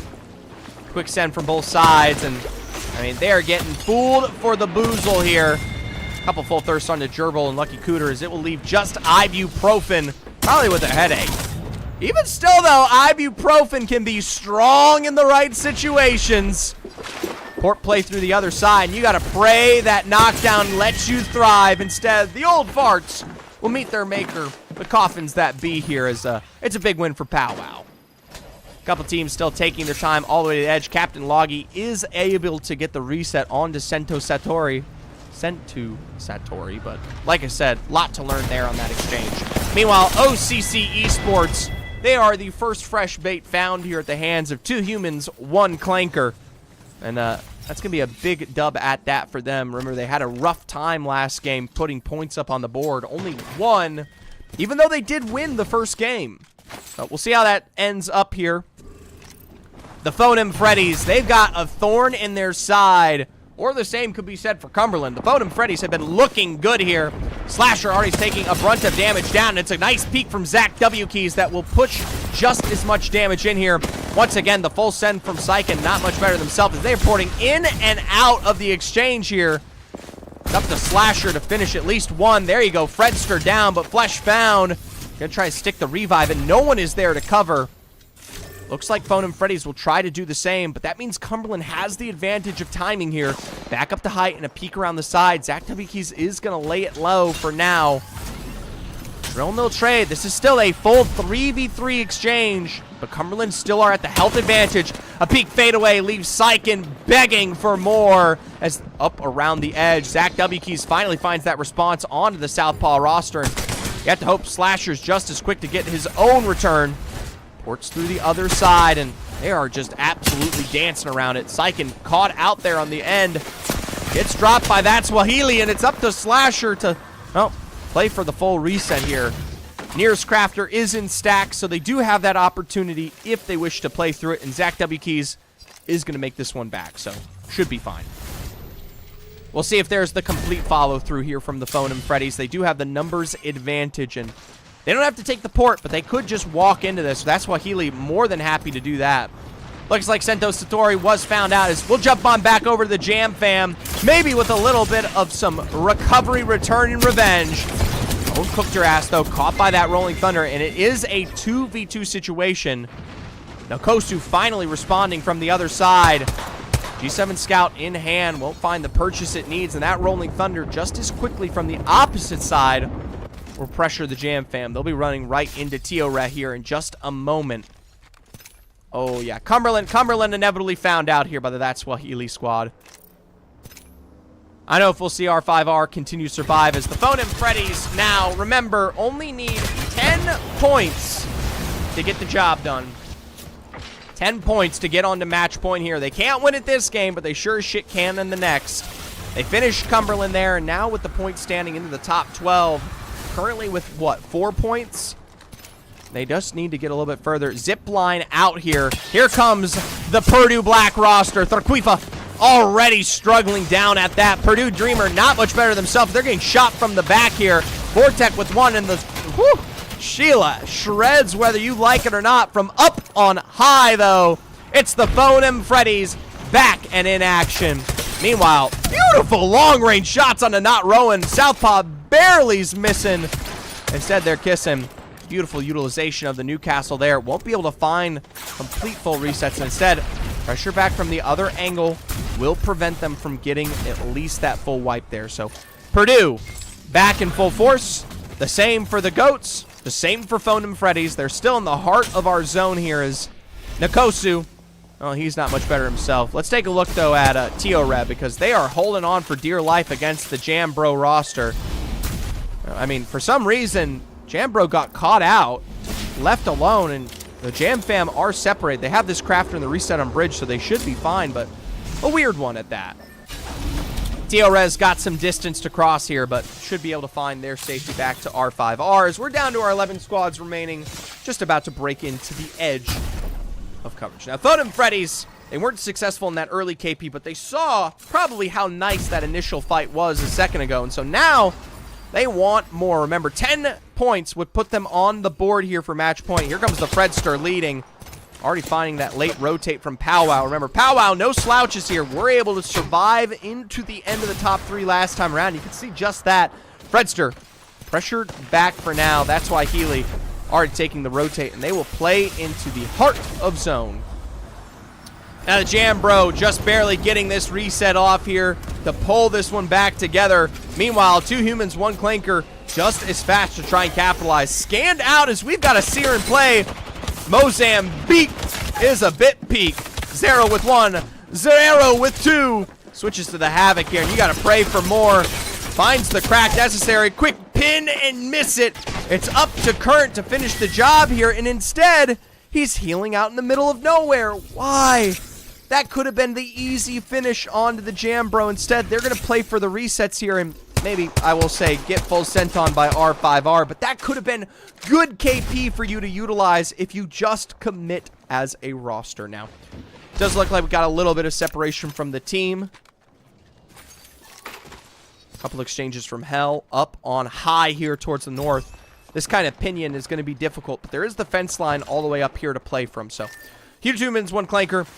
Able to get Zero back from Current Mud, utilizing that passive. They're going to play for the reset, and just as quickly as I say that, there's the full send from Hell, just as quickly looking to punish this reset, but just as, from behind, R5R have got your name, they've got your address, and they know where to find you. Newcastle Resis won't mean much. A castle wall ain't going to do a damn thing.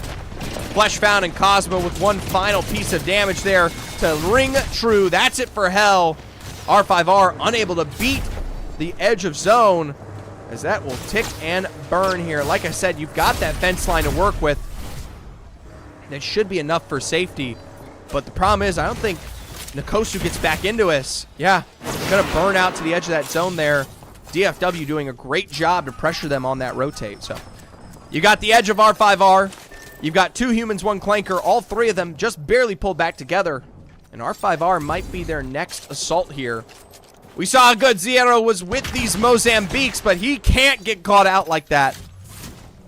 Not to mention, apparently Semo, Apex, Ruby, Dingle Larry, Darendorf, Dingleberry, Funkelbottom, and Dingledorf Bunklebob. Fantastic fucking names are in their own set. Revive tries to come through, and Zero is brought down so quickly here. It will be trade for trade, and once again, it is up to Current Mub to finish the fight here. G7 point blank won't be enough. Instead, it is once again success for the R5R roster here. Cosmo's pulling this one back, but remember, we got the edge of zone all the way past launch site at this point. Foen Freddy's set up for success. Powwow with their own building. Purdue Black likely going to be sent on the backside here with the Goats not far from behind, but still, for teams like the UCF, DFW, and of course, up towards the top, Semo, Apex, Ruby versus R5R, who have just gotten that respawn onto Nkosu. You're not long for this world. You have to make a decision. Optical going to be looking for that port play. Now remember, R5R are on the low ground here, but Purdue Black aren't much further themselves. They got a little bit of a box to work with. Question if we'll see them get involved down to the low ground there. Remember, you have that rampart, so that nade not going to result in much. They'll share spaces. The UCF roster will fly for the sky. Here they go. Blacked by Purdue. Joaquin's got his name and number of success. They've got their own setup here. I don't know what this is. Let's jump on over for R5R. It's a knock on the Dingleberry Funkelbottom. The rest of the Dingle squad will run out into the open, and Nkosu is just as quickly from behind. Burns from both ends. We'll say goodbye to Dingledorf Funkelbob, as of course, Dingle Larry Darendorf is just as quickly to join, as the Semo Apex Ruby squad will meet their maker. Purdue tries to peek this, but they find their end just as quickly. Meanwhile, DFW, they don't really give themselves much space to work with, and now Optical, final remaining member. Don't know what that was. Don't know what he was shooting. Don't know who's over here. Either way, a couple of final squads, and the Goats have got the low ground to themselves. Meanwhile, Pow trying to come in and capitalize on the action. R5R down to the low ground. A couple of zipline plays from RIT's Purdue, and they just realized they've made a mistake. With a knock on to Cosmos and Nkosu down, R5R should be in the end of their life here. Problem is, Purdue engaging on this as a third party means you are just as quickly done and dusted. That's it for Purdue. R5R's Tio-Re has managed to keep this one light and quiet up on height. Meanwhile, the Phone and Freddy's probably in the driver's seat for another win there. They find the end of UCF Jets and Optical. I mean, he's got damage to boot, but I mean, it is just one. Nade spam from Optical out. We'll see how it goes. Yeah, I trolled. It's a little bit of a throw, but you guys were pinched. In the end, you don't have much room to work with there. You have to make a cut onto somebody. Only problem is it should have been earlier, and you guys should have been holding out this north side a lot better, right? Trying to really extend into that and make sure you don't get this full wipe very early on. All right, so Optical, final remaining member down. I turbo through. I was completely checked out on that last rotate. I don't remember how y'all died, but either way, Tio-Re will be found up on height here. Goats down below. Powwow up on above. Optical's a rat to be mirrored here by the Phone and Freddy's as potential full sends ahead. Here's the thing. They've gotten themselves a space and zone. So for Optical, who is, I mean, you're just rat. You are just praying no one finds you. Out to the edge of zone. You are once again with nowhere to call home there. Meanwhile, the Phone and Freddy's have got themselves a good LOS on the low ground against, well, the edge of the Goats here. Meanwhile, Powwow really taking their time, trying to play the low ground as efficiently as possible. Hosting all this and playing is difficult. Trust me. There is a reason I hire admins, all right? We'll see how it goes. Powwow. Woo, cracks that B. Flesh found in the response there. They've got pressure on Phonum, but Phonum's not stupid. They're going to take their time and make sure they're up to full health here. Remember, they've got the longest time to wait. This high ground will be in to the end here. Meanwhile, the Goats, the first to force to move in 45 seconds. And, by the way, the direct attention of both of these rosters. The big question I have for the end of this game is, how does Optical come into play here? Someone's gonna get knocked by Optical. He's good enough at that. And the Goats are right here. Meanwhile, we'll take a look at that Swahili. Trying to start off the end a little bit early there. The ticks are burning. A double crack found, and the Mad Maggie ball to try to pressure them back. Just as quickly, though, that Swahili takes a chunk of damage, and that will not be the end of Powwow, but that might be the go button here for the Goats. Able to extend out to the side. Fredster from up on high finds the one they need, and I'm telling you guys, this is all Phone and Freddy's here. They got height, they got beautiful drills of coverage from both sides, and I mean, unless you get full sent upon, you are done.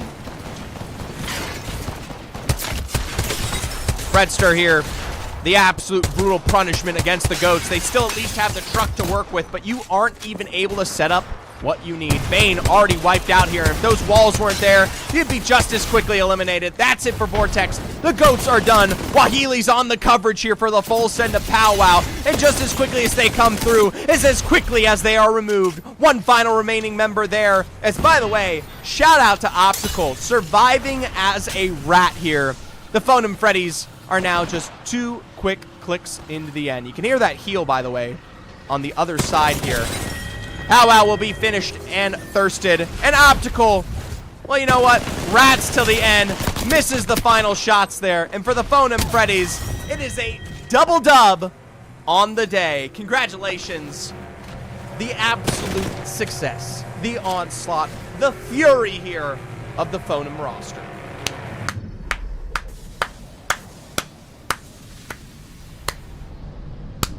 Great job.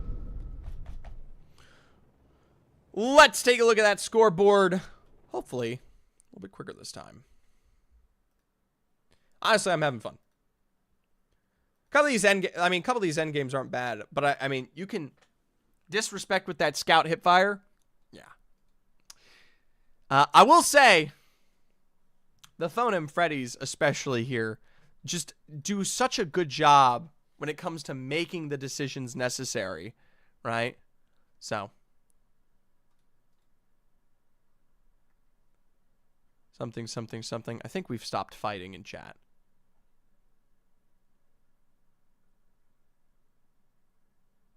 All right. Over under 5 minutes till overstat updates.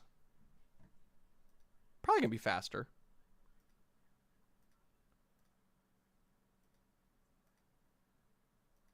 Decisions Cumberland could never. Actually, over under 30 seconds over stat.gg.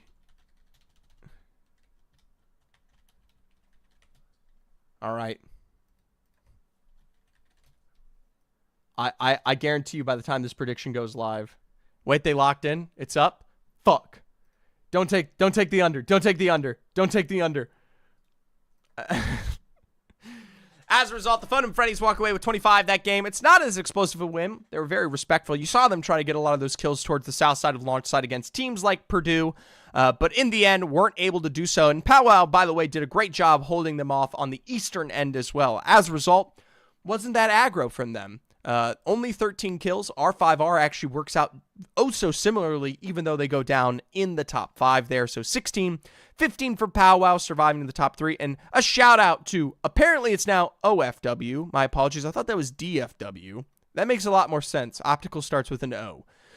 12 points there. 2 humans, 1 clanker. Their better game yet from the last remaining. And now in our overall situation, Phone and Freddy's could finish the job. I mean, 1 win for the Phone and Freddy's, and we are done and dusted here in our series. They've already picked up the double dub, and at 65 points on the board, they could do it again. R5R here with 42 points, the next closest. At that, they make a big return there and jump up to first. Of course, 42 still leaves the 8 necessary, 11 for Powwow, 12 for Human Clankers, and those are the only teams that could realistically get the job done in this next game. 24 points for Cumberland isn't out of the picture, and the same for OFW at 26, but it has to be an explosive success at that. Beyond them, W&M, Goats, MC Apex, the Jam Fam, Semo Apex Ruby. Honestly, your best bets is to practice your most efficient Apex yet. Of course, for Phone and Freddy's and the drops underway here, E-District is the place we will go. They did not win this game, and it might have something to do with the fact that they did start in Old Town here. Now, they don't really have much pressure against them. You do see OFW, who is on that top end of the leaderboard, not too far away. But for teams like 2 Humans, 1 Clanker, they're all the way up in Riverside, and R5R are all the way on Resort. The teams you arguably don't want to run into if you're Phone and Freddy's are far away from the equation. Granted, you'll meet them in the end game, whether you like it or not. The Phone and Freddy's, though, there's a reason why they did struggle in that first game. Old Town is a problem, but even still, 6th place is not a bad place to be. Let's jump into the game. We've got the bans on Alter, Valkyrie, and of course, Caustic. All selections that have been played out here. We did make the switch to the Rampart and the Mad Maggie. Let's take a look at what the Phone and Freddy's are working with here now that we've got it. I'm not... How'd you guys bet on the over-under? It was under. All right, someone lost points. All right, let's jump into the Phone and Freddy's because the question is, and the answer is, Fred is on the Wraith. So the Altar has provided a lot of safety to this roster. And so the Wraith, it will do the same, but it's not going to be as free. Check my phone while I wait.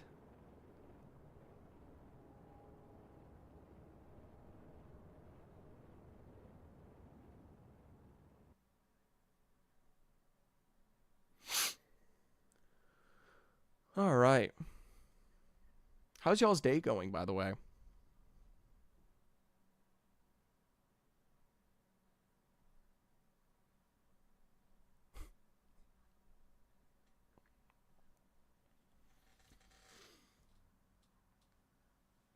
Oh my god, is that Slasher on MC Apex solo? Someone drag Slasher to Cumberland University. Drag them. Oh, no, not me. God, could you imagine me and Slasher were dishing it out down and dirty? Decent till I played in this shit. Hey, you could still be here. Or unless you weren't kidding about the Wi-Fi crash. If that's real, then there's not much.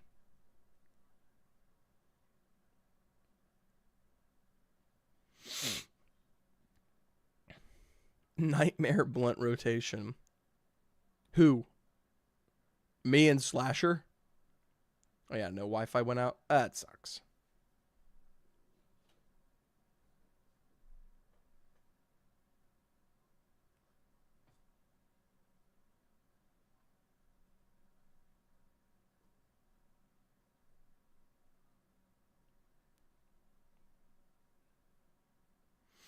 It was all right.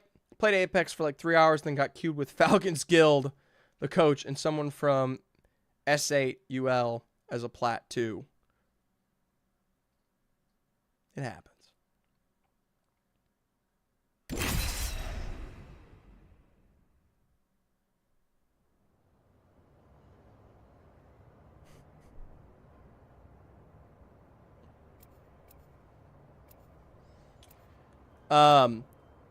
Sour player, you want to know something? This literally, whatever. I'm just going to say it because it's like, so fun fact about S8UL, did you know on broadcast we're not supposed to say soul when we refer to that roster? And the reason why is because the roster is actually a combo between two former teams, right? And one of them was named Soul, and the other was named, I think, like S8 or something similar. And so as a result, when the two combined in the region, they basically made a claim to say, hey, if you only say Soul, you're only really referring to the original Soul roster. We would prefer if you say, like, S8UL, which is so funny because it is distinctly the word Soul, right? Honestly, I don't think they care that much, but that was the rhetoric that we were told during NOLA. Oh, so that's why everyone says it so awkwardly? That is exactly why.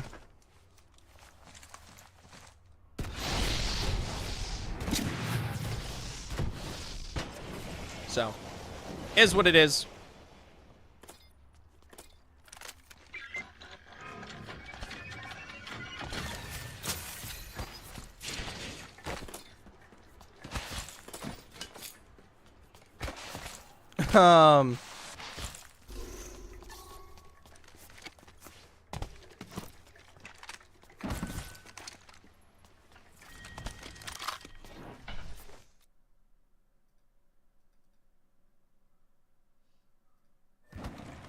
I know that good comms. Like, yeah, I don't know if it's like good comms, but it is just comms.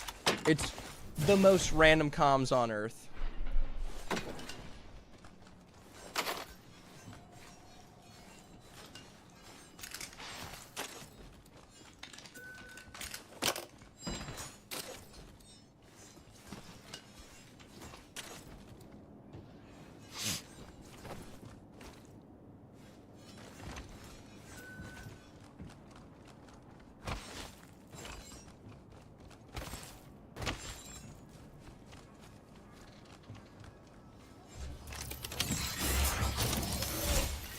I gotta stop looking at my phone, man. It's a distraction. It's a distraction. You know what I mean? I'm a silly little guy who shouldn't stare at his phone. Pretty crazy. All right. Ultimately, I look for the greatest success in a team like Semo Apex Ruby because they have the kudos to at least name themselves something funny. 2 humans, 1 clanker here. We're in a definitive lead and now are on the chase for only a few more points to put them up there. Dingledorf, Bunkle Bob, Dingleberry, Funkelbottom, and Dingle Larry Darendorf are oh so close to this exchange.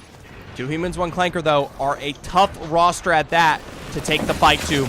Dingleberry Funkelbottom is just as quickly caught, but in the turn, finds it in a 2v2 scenario. Dingledary Darylorf already trying to pressure this one back, but the wall doesn't quite come out quick enough. Dingledorf Funkelbob now trying to play for safety with the Mozambiques. Will at least find knock for knock on Ziero, and it's up for a 1v1 return of a sentry here. Tries to play it around the corner side, but for Semo Apex Ruby, that'll be all the names I get to say this game. Take a look at the rest of these rosters, and we have to question if someone has early scanning here. There was one up towards the top, and yeah, there we go. Seeing so many of these teams already set up here lets me know that, yep, we've all got scans. Now, Purdue Black was dropped on 1 here, and OFW are just as quickly going to return, trying to play for their own setup here. Foster leads for the first damage down, but it's Optical who finds the knock that counts. Couple of port plays out towards the edge, but they will make sure they get Purdue Dreamer in their fold. Jack, smart enough to get them out of dodge here. Meanwhile, this is the fight that ultimately matters the most. The Phonum Freddies versus the old farts here. The Phonum Freddies potentially in the position to win it all, but they're also in a situation where they need to succeed at that. Taking a fight this early could come back to bite you here. And remember, old farts aren't a slouch. Fredster already learning that with the damage down there. Even still, they want to finish the job sometime soon because you don't want to share a building in this zone. Phonum Freddies with a couple of ticks there, and that's Swahili looking for their own setup. Mad Maggie Ball is absorbed by the pylon. It's a huge loss for that Swahili, and that's a massive send that they don't have to their advantage. If I was Phonum Freddies, I would get out of dodge here. This is not a winning fight. You don't have your resources, leave. You do not want a stacked building when you are playing for match point. Let it go. And they do just that. All right, we got PD first. He's on his last moments here. And you know what? As a caster, he'd love for me to catch this one. A couple drops down to Bronze Taper and Sinatra for hell. It seems like they're living in it. OCC Esports not far away themselves, but not chasing this out. Instead, it's Boosted Xeno who could be there. Up on high. Triple take will thrive. One single final shot does BD first down to the grave. OCC Esports now. Well, I mean, they've extended oh so too far in the face of Cumberland here. And Comp KP, that final remaining member, should have just ratted this. Should have just played this for safe. There's no reason you got to set yourself up there for, I mean, any kind of follow-through. Zach W. Keys already here just as quickly to you. He gets you to expend a little bit of bullets there. And with that wall bounce, we'll switch to the triple take shoddy in the first place. And I would usually say you're already done and dusted here, but I mean, we're playing for all kinds of success. Really breaking angles out here. Zach W. Keys finishes the job, and OCC joins hell in their final moments. Meanwhile, R5R, they've got themselves set up with maybe something more holding things out here.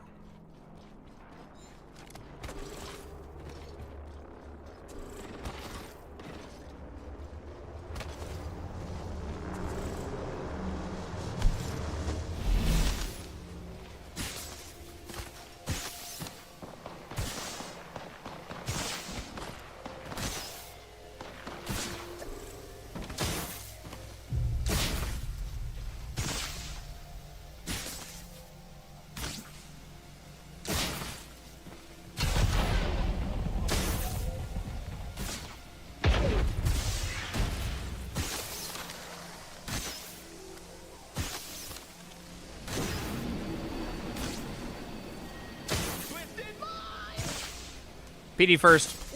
It's a shame we see your end, but hey, thanks for hosting here. We'll see if we keep going. Of course, powwow all the way towards the south, and, well, the Phonum Freddies not much better themselves. We did miss out on the exchange. Fredster, their final remaining moments here. Gonna have to play for some kind of safety. No shield swap available, and I'm looking for, I mean, they got a crafter all the way out towards the west here. No banner for recovery. I mean, Humbert, I mean, you're not going back that way. Your best bet is to somehow get out of dodge, but this could be it for the Phonum Freddies here. We did not get to see the OFW coverage, and they basically saved the day. Well, we'll see how it goes. Cumberland are involved here. OF holding on for dear life, and well, Cumberland are going to hold out this exchange against Purdue Black. They've got a distance of coverage here. Zach does set up that port play up towards the north if they want to rotate out through the side. Meanwhile, shout out to Fredster. This is the play that we really should be looking at because, well, I don't know if he got caught out. I don't know if he got spotted. Either way, Cumberland University not far at that. Fred is really trying to thread the needle to keep the Phonum Dream alive here. Even still, by the way, you take your time too poorly, you're going to get caught out by someone on edge here. And being on edge is a tough spot at that. We'll jump on over to R5R. We saw Cosmos with a drop onto Sir Chubbs a lot here from a distance.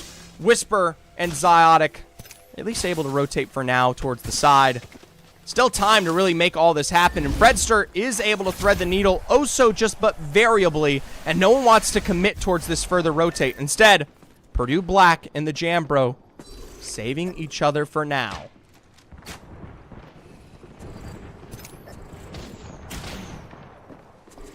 And we'll see how it goes.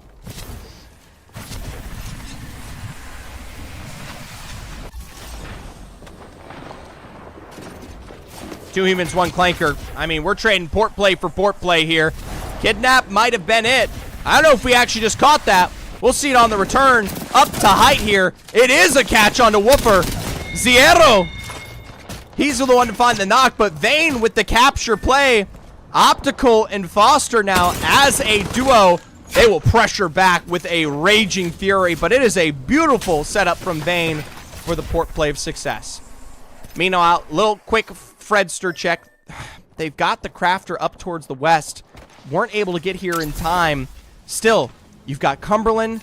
You've got the Goats over towards the edge. The Goats are focused here on the other team. It's W&M Esports. He might be able to thread the needle to get this reset. Meanwhile, two humans, one clanker. We saw them at least get that first knock, but Lucky Cooter from afar gets a return of their own. It's a 2v2 situation if they're going to keep fighting this one out in the center of zone. Fredster's back in play there. Just going to look for their own chunk of success. Meanwhile, Flanker back onto the inside. Tries to play against the edge of the shield, but it is too strong in the face of Current Mud's original setup here. Even still, Foster is down from afar, and OFW is just optical on the low ground. Feels like deja vu, like we're looking at Fredster again. Meanwhile, the Phone and Freddies are back and ready into the action here. They got the Goats right alongside them. Now, they need a reset. They do not have anything to work with right now. This fight has to be a big one at that. That's Wahili already with one low here against the Goats. They're rushing to the low ground. Couple of big swings there, and that shot distracts the Swahili for just a second. Gonna keep trying to play underneath this one at that. There's the full send and the first drop onto Vortec. Couple of shots from the other side, and they're sniped out for now. Southpaw and Fredster down below as they get the full thirst onto Bane, and now that is 2 pieces of KP. Even still, though, Purdue Black is just as quickly looking to capitalize on this exchange. They don't have the line drive that you would expect, and they're not really put together here. So, as a result, no full thirst, and instead, it is massive Phonum energy from afar. Southpaw, that's Wahili. More than enough distance to work with.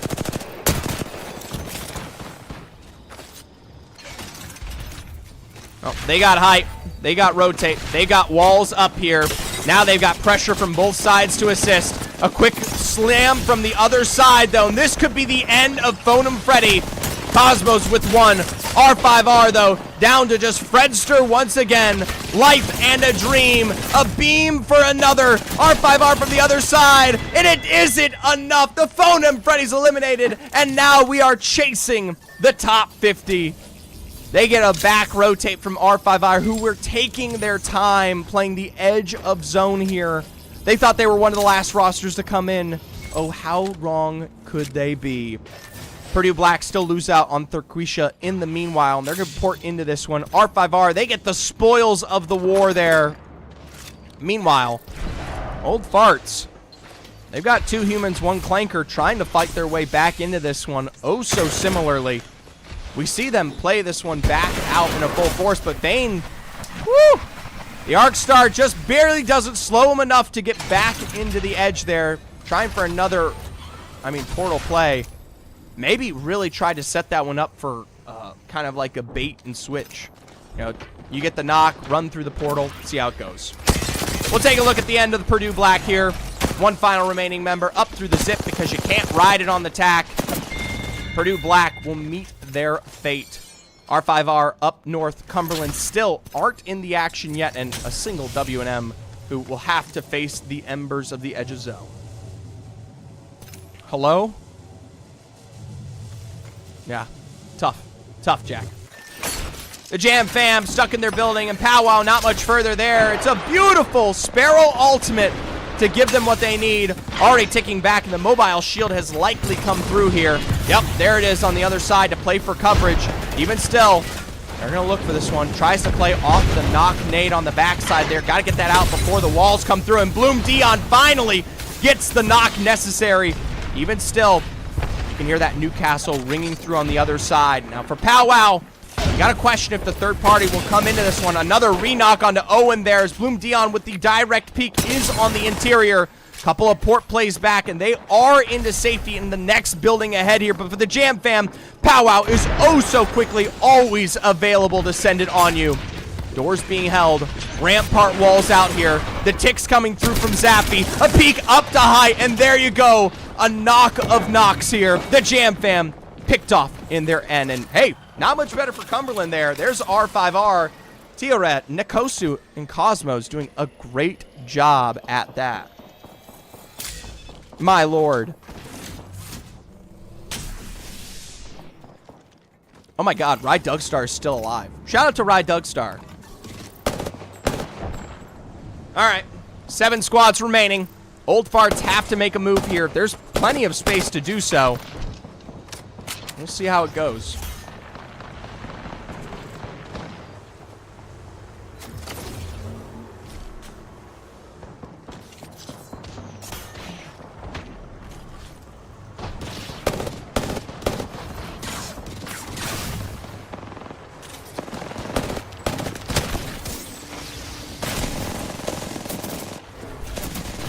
Old Farts, to the surprise of nobody, will meet their face at the end of the 2 Humans, 1 Clanker roster. It's just an easy pickup at that. And I'm pretty sure these guys are already qualified. The question is, can R5R do the same themselves? The water rings true in sound here. And, no. Powwow's got nowhere for height. You got to question if they got rotation ability. No, they have no way to make a cross. They just have to play into this directly. It's big damage from Zaffy, but it's just as much on his Bismo, so it's not a good enough send at that. They could play underneath here. The only saving grace is that R5R might get sent upon. Defensive, or the bombardment comes down here as, I mean, we're missing triple shake shots in point-blank range. Cosmo on the other side does get taking the brunt of that, but just as quickly pumps this one back out. You got to question if anyone's going to step up here from the other end. I mean, this is the perfect time to swing R5R. They're completely focused, and you hear these shots, and they're very, very extended. Super late. And we'll have to see how it goes. We're going to take a look at 2 Humans, 1 Clanker, because they are just as quickly assaulting where they see best fit. A knock on to Captain Loggy. The Newcastle Res will come through, but Current Mud is just as quickly picking up the full wipes down there. Being Chilly is thirsted, and for 2 Humans, 1 Clanker, they should just take their time. Get their health back together and, well, let Fuel Esports play on the outside. Cosmos with the long-range knockus. Here we go, finally. The UCF roster tries to play up around the backside of Bridge here. They're going to get into zone, but they're walking into it from the other side. Could play up that zip into R5R, but here's the thing. Teoret and Cosmos are just so quickly able to cover the side. Is Matchpoint team alive? No. No Matchpoint team is alive. Phonem Freddy was wiped out. All right, 5 squads remaining. You got the likes of the 2 Humans, 1 Clanker playing the southern side. A full hold here from UCF, R5R, and, well, I guess WNM as a rat. But more importantly, Powwow on the other end of UCF there. UCF, I mean, this is not a position to play in. They barely got space. They need to make it count. Powwow takes a brunt of damage in return, but the tick of the Sparrow ultimate is enough to at least find Warfare. Bloom Dion with 1. Teoret is on the low ground, but R5R are still holding on for height with dear life. There's the drop from Nikosu, but it's just as quickly going to bite them back. 2 Humans, 1 Clanker with a knock. R5R now a duo, and you have to wonder if they get their height taken away from them here.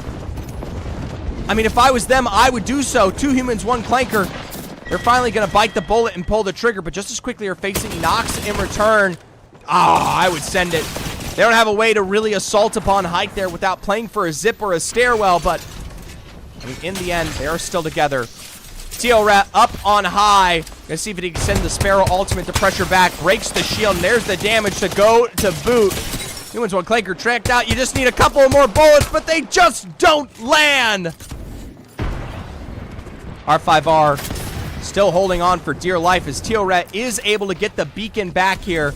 Little double jump utilizing that pressure, and the mobile res is coming through to get R5R back to full force here. 2 Humans, 1 Clanker separated, still playing the south side, and shout out where it's due. I mean, Powwow has lost out on one. R5R have done a great job controlling this height from every single team. All right, Nikosu's back into it. Not much more time to go.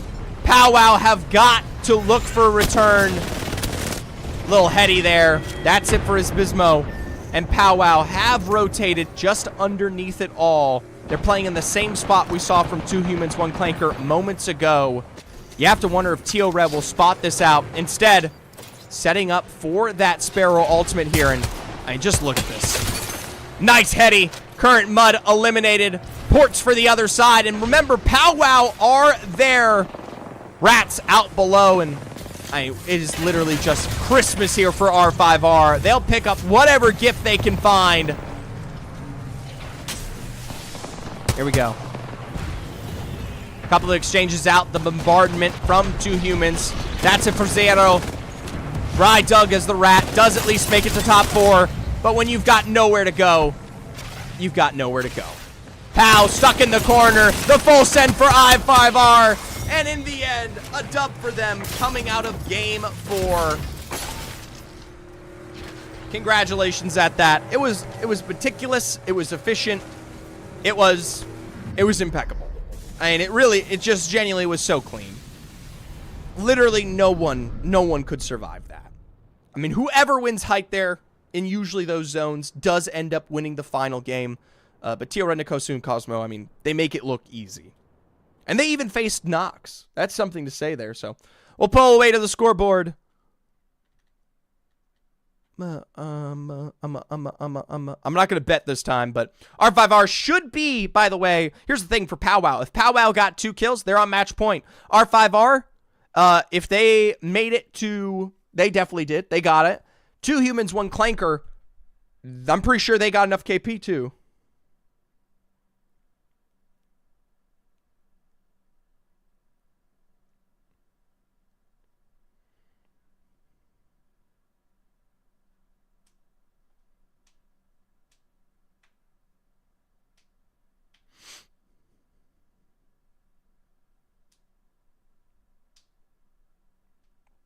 All right. There we go. Game 4 underway. R5R 19. 20 points there for the 2 Humans, 1 Clanker roster. A beautiful 13 KP at that. And 18 for Powwow. All more than enough to get the job done. No one else even comes close. Shout out to at least the 5 KP for Cumberland. But it has been a rough day. As a result, we go into the final game of the day. Unless Cumberland University can absolutely swing and turn this one around, there is no way we come through with a better dub at that. All right. So we'll see how it goes. Let me check the scrim ping because I just got it. Boop, boop, boop, boop. I don't know what that will be. Just making sure it's not a reset. Problem is, I think we're losing out on teams in record time here, so don't know if it's the scrim lobby or if it's them. Yeah, why are people leaving? Don't leave.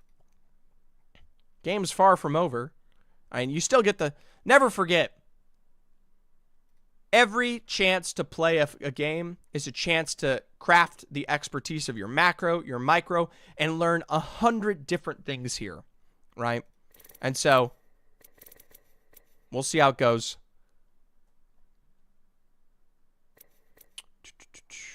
I need to duplicate this for you guys in chat who have managed to come out today. I know this isn't a regularly scheduled one. There's the standings right now. Here is for me. I'm going to open up another link so that I have that for me to read during game because I need to. And we should be good. So, Powwow, 2 Humans, 1 Clanker, Phone and Freddy's, and R5R. 3 of these teams have found wins. Powwow has managed to make it into the top 3 multiple consecutive times in a row. Their worst highest placement being 5th. So a macro team at that. Excellent job today. Just have not been able to replicate in terms of the amount of KP. And that fighting prowess is really what has separated them from winning these games. Every single time we see them in these final zones, you either got Phonum or R5R or 2 Humans, 1 Clanker, just kind of being built a little bit different in that exchange. So.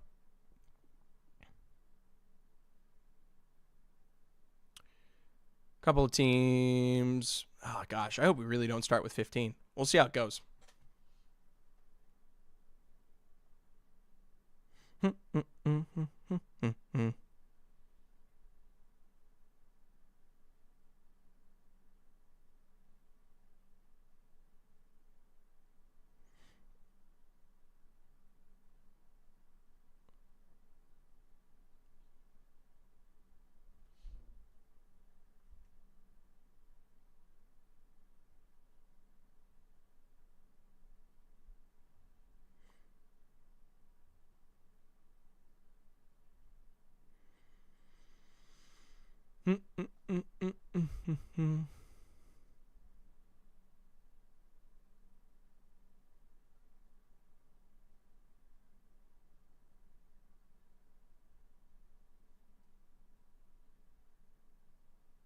What did I just purchase?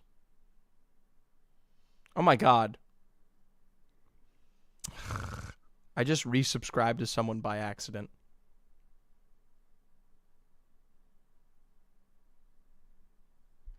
Well, it's never the worst. It was Glitter. Those of you who know Glitter, she's a co-commentator on ALGS. And so I Glitter and Gaskin were streaming together, and I just resubscribed because I have automatic subscriptions on. All right, let me make sure that is up. All right, cool. I got both scoreboards up for me. Potentially a final match of the day. We've lost out on a couple teams. Semo, Apex, Ruby, as funny as they were, no longer in the match, and I believe the same can be said for not trying here. So 15 squads left on the board. Let's take a look and guess what might have been the ban. I didn't see it. I assume it's a Wraith. I don't see Wraith. So no, if you're playing to the advantage of the utilization of that altar teleport or the Wraith one at that, and it's a huge difference, you know? And so, in terms of the expedient rotations that you're used to, some teams will take advantage of the smoke play. Some teams have run the Mad Maggie, which has been super good in this meta. But the majority, I mean, you have to pick and choose efficiently where you're going to end up in zone here. So, I'll let the zone at least tell its own story here for now. Most teams are going to find themselves with a lot of separation. No one in Barometer, no one in Coastal Camp. This exchange that we saw here between SC Vortex last time, no one in Jurassic, no one in Bean, no one in the Mountain Lift Lagoon area or out towards the edge, no one in Waller Zoo Station. Zoo Station's a big one at that. I usually love Zoo Station. But taking a look at our match point teams, you got R5R here up towards Ferrari. Of course, you've got Powwow all the way towards Stormcatcher. 2 humans, 1 clanker. Or sorry, Bone and Freddy down here in Cenote. And then, where is 2 humans, 1 clanker? Oh, I'm an idiot. Lightning Rod. So, you do have quite a close distance between Powwow and 2 humans, 1 clanker, but I expect Powwow to play for macro play pretty quickly. Meanwhile, R5R likely going to start off this exchange all but the same as they always have.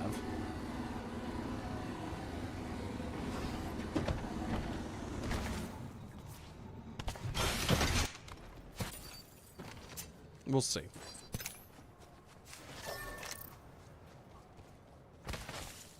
Scritchy, scritchy, scritchy nose.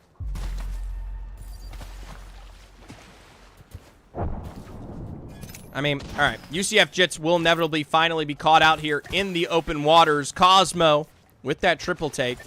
I mean, it's damage down, but making that cross yourself is difficult. So you are in the nick of time if you are UCF here.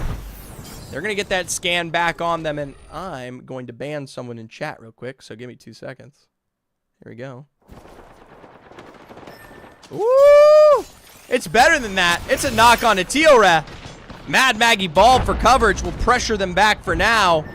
Nikosu's got to look for a response here as Cosmo's not better themselves. They are at a disadvantage in the exchange, and here comes the UCF roster potentially looking to pin R5 early here. 1 final remaining member, and Warfare and Croissant have to respond just in tow, but R5R cannot put up the mustard. Our first match point team eliminated here. They were leading coming out of last game. 73 points, and now, I'm not even kidding you, this might knock them all the way down here. Now, We did see a little bit of a rotate from Powwow. They're going to work into Lagoon here with Cumberland not far away. OCCC Esports going to try to hold them back for now, but they will close that distance. Cumberland, we saw them in that exchange against Powwow. They are going to play for recovery, and we'll see how it goes.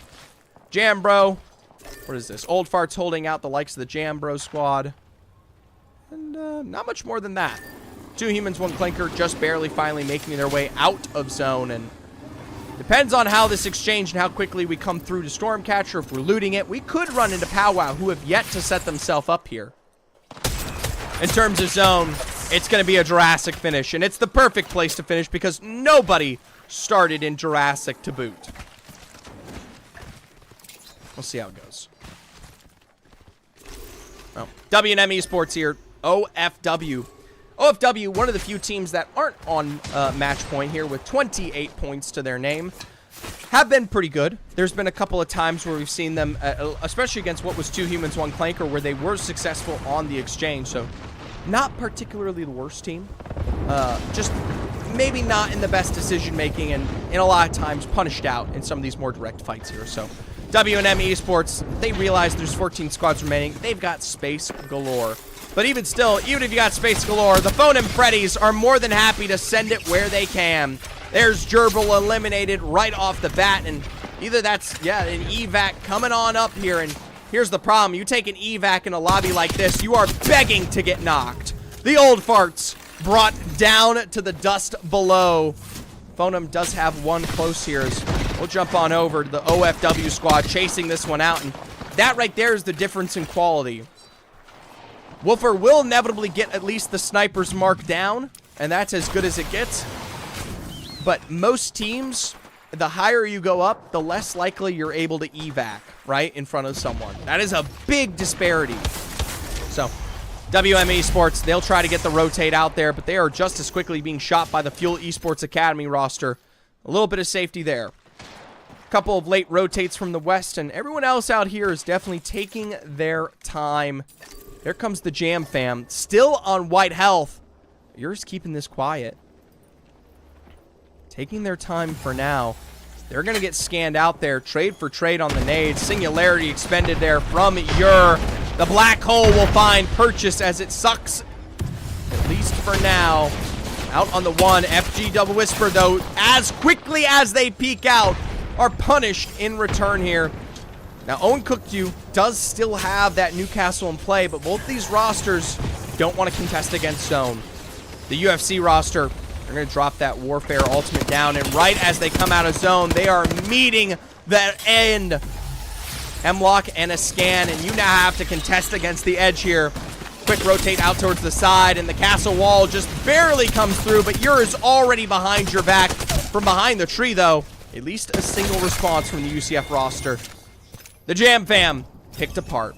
Let's jump on over to Phone and Freddy's because they should be the winners of today, but have faced early ends here. At any time, they could get third-partied. Couple quick scans as Bean Chili runs right into their final moments. Send Tutori and Captain Logie, who I hope stays in the drone because the drone will be the difference maker here. Oh, no, you're going to let that drone get shot out. You get that drone shot out, you are done. Oh, no. Captain Logie just as quickly found out, and that'll be it. Fuel Esports Academy, not going to leave any time. Meanwhile, for 2 humans, 1 clanker, ooh, a match point roster. Nade and point blank for the end, and that will be it. Powwow, the only other team left alive. And like I said, OFW, definitely a team that can hold out in their best moments. Here they are. Right now, they've got themselves an exchange against OCCC. Zaffy on the low ground. They're going to slide to play around Zaffy as low as they are to make sure they don't get wrapped out here. You can see GS Bloom able to at least provide the Sparrow ultimate for a bit of coverage here. But let's see. Trying to play for the rotate back up to height around the smokes here from It's Bismo, but you know what? If the Rolling Thunder finds a knock, you've gotten yourself the supreme advantage to get a couple of these full thirsts here. Now, it's a big separation, and, well, with Comp KP meeting their end just as quickly there, I thought they were in a different spot. We're down to our 9 squads remaining. Our current lobby leaders, Phone and Freddy's, playing the edge of Jurassic, just biding their time for extra info. Cumberland all the way from the south. Hell in the middle here as they'll hold off against the likes of the Phone and Freddy's. And Purdue Black's been holding the central position of the zone all game long. Powwow have yet to make their presence known, even as a match point team. W&M, by the way, surviving against the wrath of OFW. They're going to have to play for some kind of craft out here towards the edge and slide this one back in. Remember, it is going to get a little bit choosy. As we go to the 9 squads remaining, only 2 can win it, and you're finding 2 non-match point teams against each other. OFW versus the UCF roster. Sniper's Mark in play here from Woofer. And man, let's take a little Sniper's Mark respite here. Couple good shots. That's all that matters.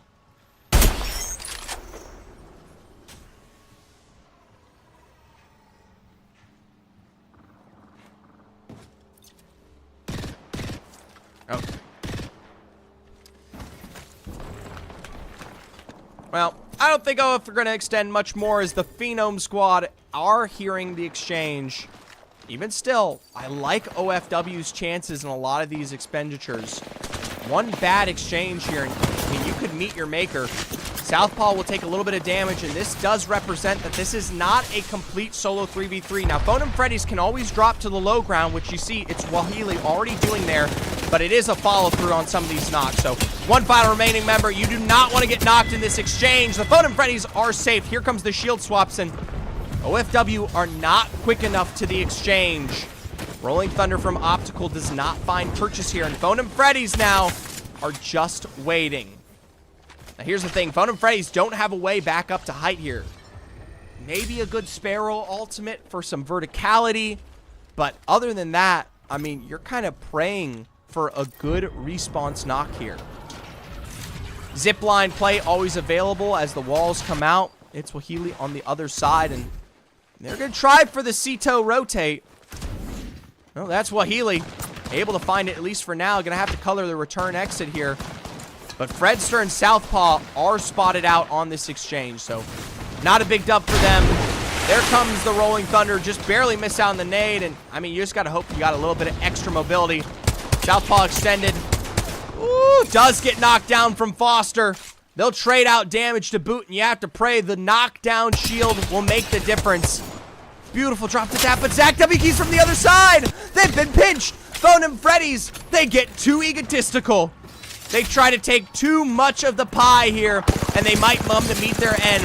Cumberland, though, they don't run into the Phone and Freddy's. Instead, they run into the edge of OFW. Rolling Thunder expended here. You can see that OM are trying to, yes, finish the job. That'll be it, as OFW are no much safer themselves here. And here's the thing. R5R gone. Phone and Freddy's gone. 2 humans, 1 clanker gone. You got Powwow still in the game as the final match point eligible team. But the reality is we have yet, Powwow are the only match point eligible team that has yet to win a game. 7 squads remaining. And we get this nice finish. It doesn't actually move into Jurassic. We get the final finish in the buildings outside of the lift here. W&M up on height from their reset from Command Center. The Goats inside one building. Powwow playing the very, very outskirts of the east. Hell down below. Purdue has yet to move. A single remaining member of OFW going to be wrapped from behind here from Cumberland. But, guys, I think we might be looking at a Game 6. Shame on the people who left, by the way. That's it for OFW. I'm a big fan of OFW, but at 28 points, you're going to need a hell of a lot more than that. 33 for Cumberland University. It looks like they only have 2 KP to their name at 6 squads remaining. That puts them at 35 points, so they're at 38 right now. What if they... I mean, at 38, what is their current position? 6 with 3 with 9 up for a win. What is up, Brandon? Good to see from you. Little surprise stream today. Special Teehee stream, not a real one. But we're catching some collegiate action. It's not the best, but I mean, I'm mostly just interested. Woot woot. Shout out to Brandon, by the way. Brandon will be hosting a tournament just before match point finals of the draft tournament. I'll be covering that on my channel with a very good friend of mine. It's not Tony. So that'll be a huge day for us. I will say, you interrupted my math. Let me see if I can get back on it. 6 squads remaining, 3 with 2 puts them at 5, so 9 points are available there. Oh, so winning the game would put them all the way up to 14. So they got to win the game with 3 KP, which is a guaranteed. So you either win the game with 3 KP or you walk away in second with 6 here for Cumberland. Kind of a stacked situation, but not one I haven't seen them pull off here. Remember, no Maple on this roster anymore. She is no longer playing with them. Syken comes through in clutch and honestly has not been bad, albeit that 20 damage says otherwise right now. Dean PS, a friend of the family here from West Virginia Wesleyan. Thank you so much for following here. Let's take a look at our match point leaders right now. Hello, Coach. Hey, Liz! Good to hear from you. I can't coach you any League of Legends right now. I'm just messing around on Collegiate today. We'll play some League another day. And trust me, I want to play some League. That's all I ever really want to do. All right. Cumberland will start their kills as Hell here are on their rotate in. Powwow, our match point roster team. Well, I mean, not Hell. Hell is actually on their way out. Powwow is our match point roster team, and it looks like for Bloom Dion, they're more than happy to make the cross that counts. Hell will meet their makers. Cumberland did pick up one of those picks of KP. Here's the problem for Powwow. While they do got themselves a piece of the pie of zone, Vortex with a knock of 1, and what could be maybe a Cumberland rotate could punish them out here. Couple shots from Cumberland, though, towards the southern side, and we'll have to wonder. Zach W. Keys has gotten a little bit interested in this exchange. There's the Sparrow ultimate for pressure around the zone. Couple of knocks up above, and it's Bitsmo has been thirsted here. Ultimate accelerant from Zach W. Keys. Can I get a Moss check for Zach W. Keys? He ain't that good, brother. Zach W. Keys is fallible. The man has lost more than he has succeeded.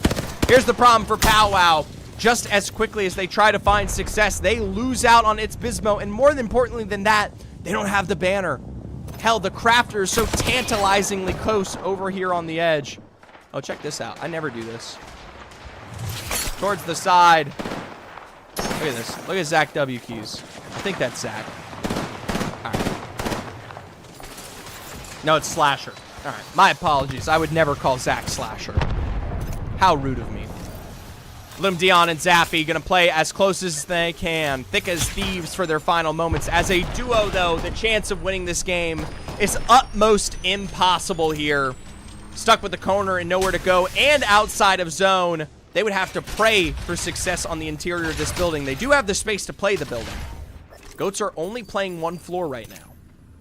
RIT, the same can be said. W and M are going to have to move in just as quickly, and they probably will move into this building a heck of a lot better than likes of Powwow. Let's watch Powwow. Zone on the close here. Match point eligible. Zaffy and Bloom Dion. We've seen Bloom Dion turn this around to play for success. There's the Sparrow ultimate on Cumberland. The Sparrow ultimate on the Goats. And just as quickly as they move, WM finds at least the drop of 1. Zaffy on the interior here. And we are seconds away from crowning someone else as a dub. Zaffy's able to at least get on to the outside for now, but I mean, you're asking for a miracle to last through on this one. The Rolling Thunder is going to give you away just as quickly here. Goats on the inside. W&M extending all the way towards Cumberland, and Rye Dugstar just barely clicks away here with a single tick of health. We'll see how they go. I mean, they are safe for now. Zaffy on the outskirts. Cumberland playing from the low ground here. And honestly, you've got this full stack with Purdue. Purdue up on high. W&M on the outskirts. Goats on the interior. And, of course, Zaffy as that rat. Here's the thing. Everyone's playing up towards the north here. It feels like a Cumberland win. Wing Wangs to and Snail Service. I don't know what the hell that means, but it's a name. Thank you for the follow. Powwow will be eliminated, and that means we are taking this to World's Edge to potentially find our victor. Now, remember, W&M would need 28 points to make it a match point. They are not doing it. The Goats would need 33. All right. Purdue, they need a hell of a lot more than I can't even see them on the scoreboard right now. And, of course, Cumberland University, remember, they only need 17 points to get the job done. They're currently up to roughly 4 with 5, so 9. So they need 6 or 8 more points. Dreamcast, thank you for the follow. All the same. I appreciate you there. I have a lovely friend by the name of Dreamer, so you remind me of them. Shout out to Dreamcast. All right, last moment of the fight here. Cumberland University, they've got to eep into a couple extra things. Unfortunately, I've been informed we'd be dropping it down to 11 teams. I'm calling it there, Zeph. I love you, and I'm DMing you. All right, well, last game of the day. Let's see if Cumberland can win this one and at least make their Embers find into match point. I don't know why I like the word Embers right now. All right, here we go. Sparrow ultimate down. A couple of long-range shots from Zach W. Keys. They're going to hold down the fort. There's the drop from W and M into the corner there, and it is tracked oh so excellently. The Sparrow ultimate doesn't make the distance, and as a result, it's just quick cleanup here. Tharquisha down, not Ronan on the exchange. Not much longer for this world as Purdue and Cumberland University are just biding their time. Couple final knocks will send the Goats packing here. W&M has managed to slide as the Purdue Black roster is choked out here from behind the Newcastle wall. A couple of pins of flesh as Cumberland, to the surprise of nobody, at least find a dub here in our final game of the day. 5 on the board here. Not much longer for this world is another team, but hey, there you go.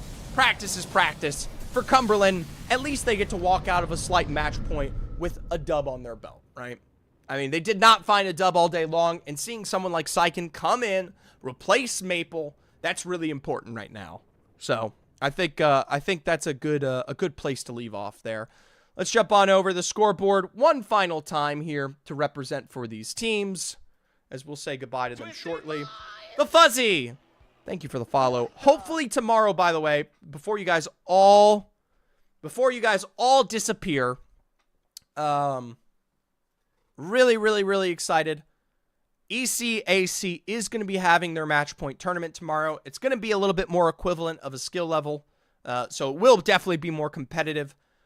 Here's hoping I get to broadcast it. I've genuinely been back and forth with Ecac every single day trying to get this set up. I still have not gotten the confirmation. I want nothing more, especially now after seeing today and getting to meet some of these teams. I want nothing more than to cover it. So if that does take place, 8 p.m. Eastern, that is when it would start. Standard match point tournament. If it doesn't occur, don't worry. Maybe a little break tomorrow. We still got scrims on Tuesday, scrims on Wednesday, and of course, at the very end of this week, Wednesday is even bigger. Wednesday, we have a high school showcase into scrims, into the draft for my tournament. So that's a huge day.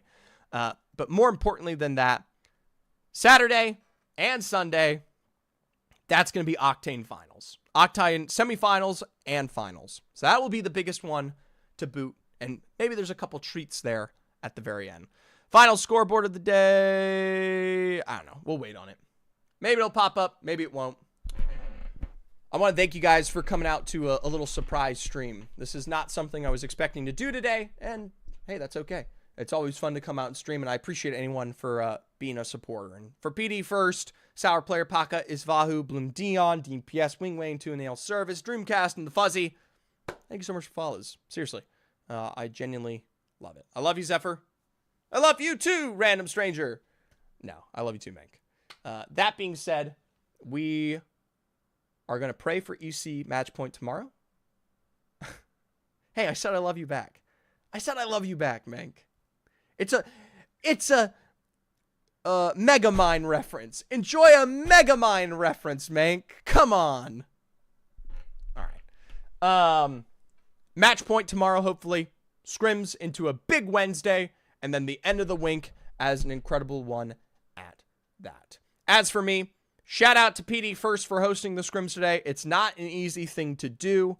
Trust me, I know. And especially doing one very, very late. Arc Raiders time, hop on. Don't even have it. Never have played it. I assume it's a great game. Other than that, I want to thank you all for watching. Tune in tomorrow or at least keep track on my Twitter where I will announce it. Thank you guys so much.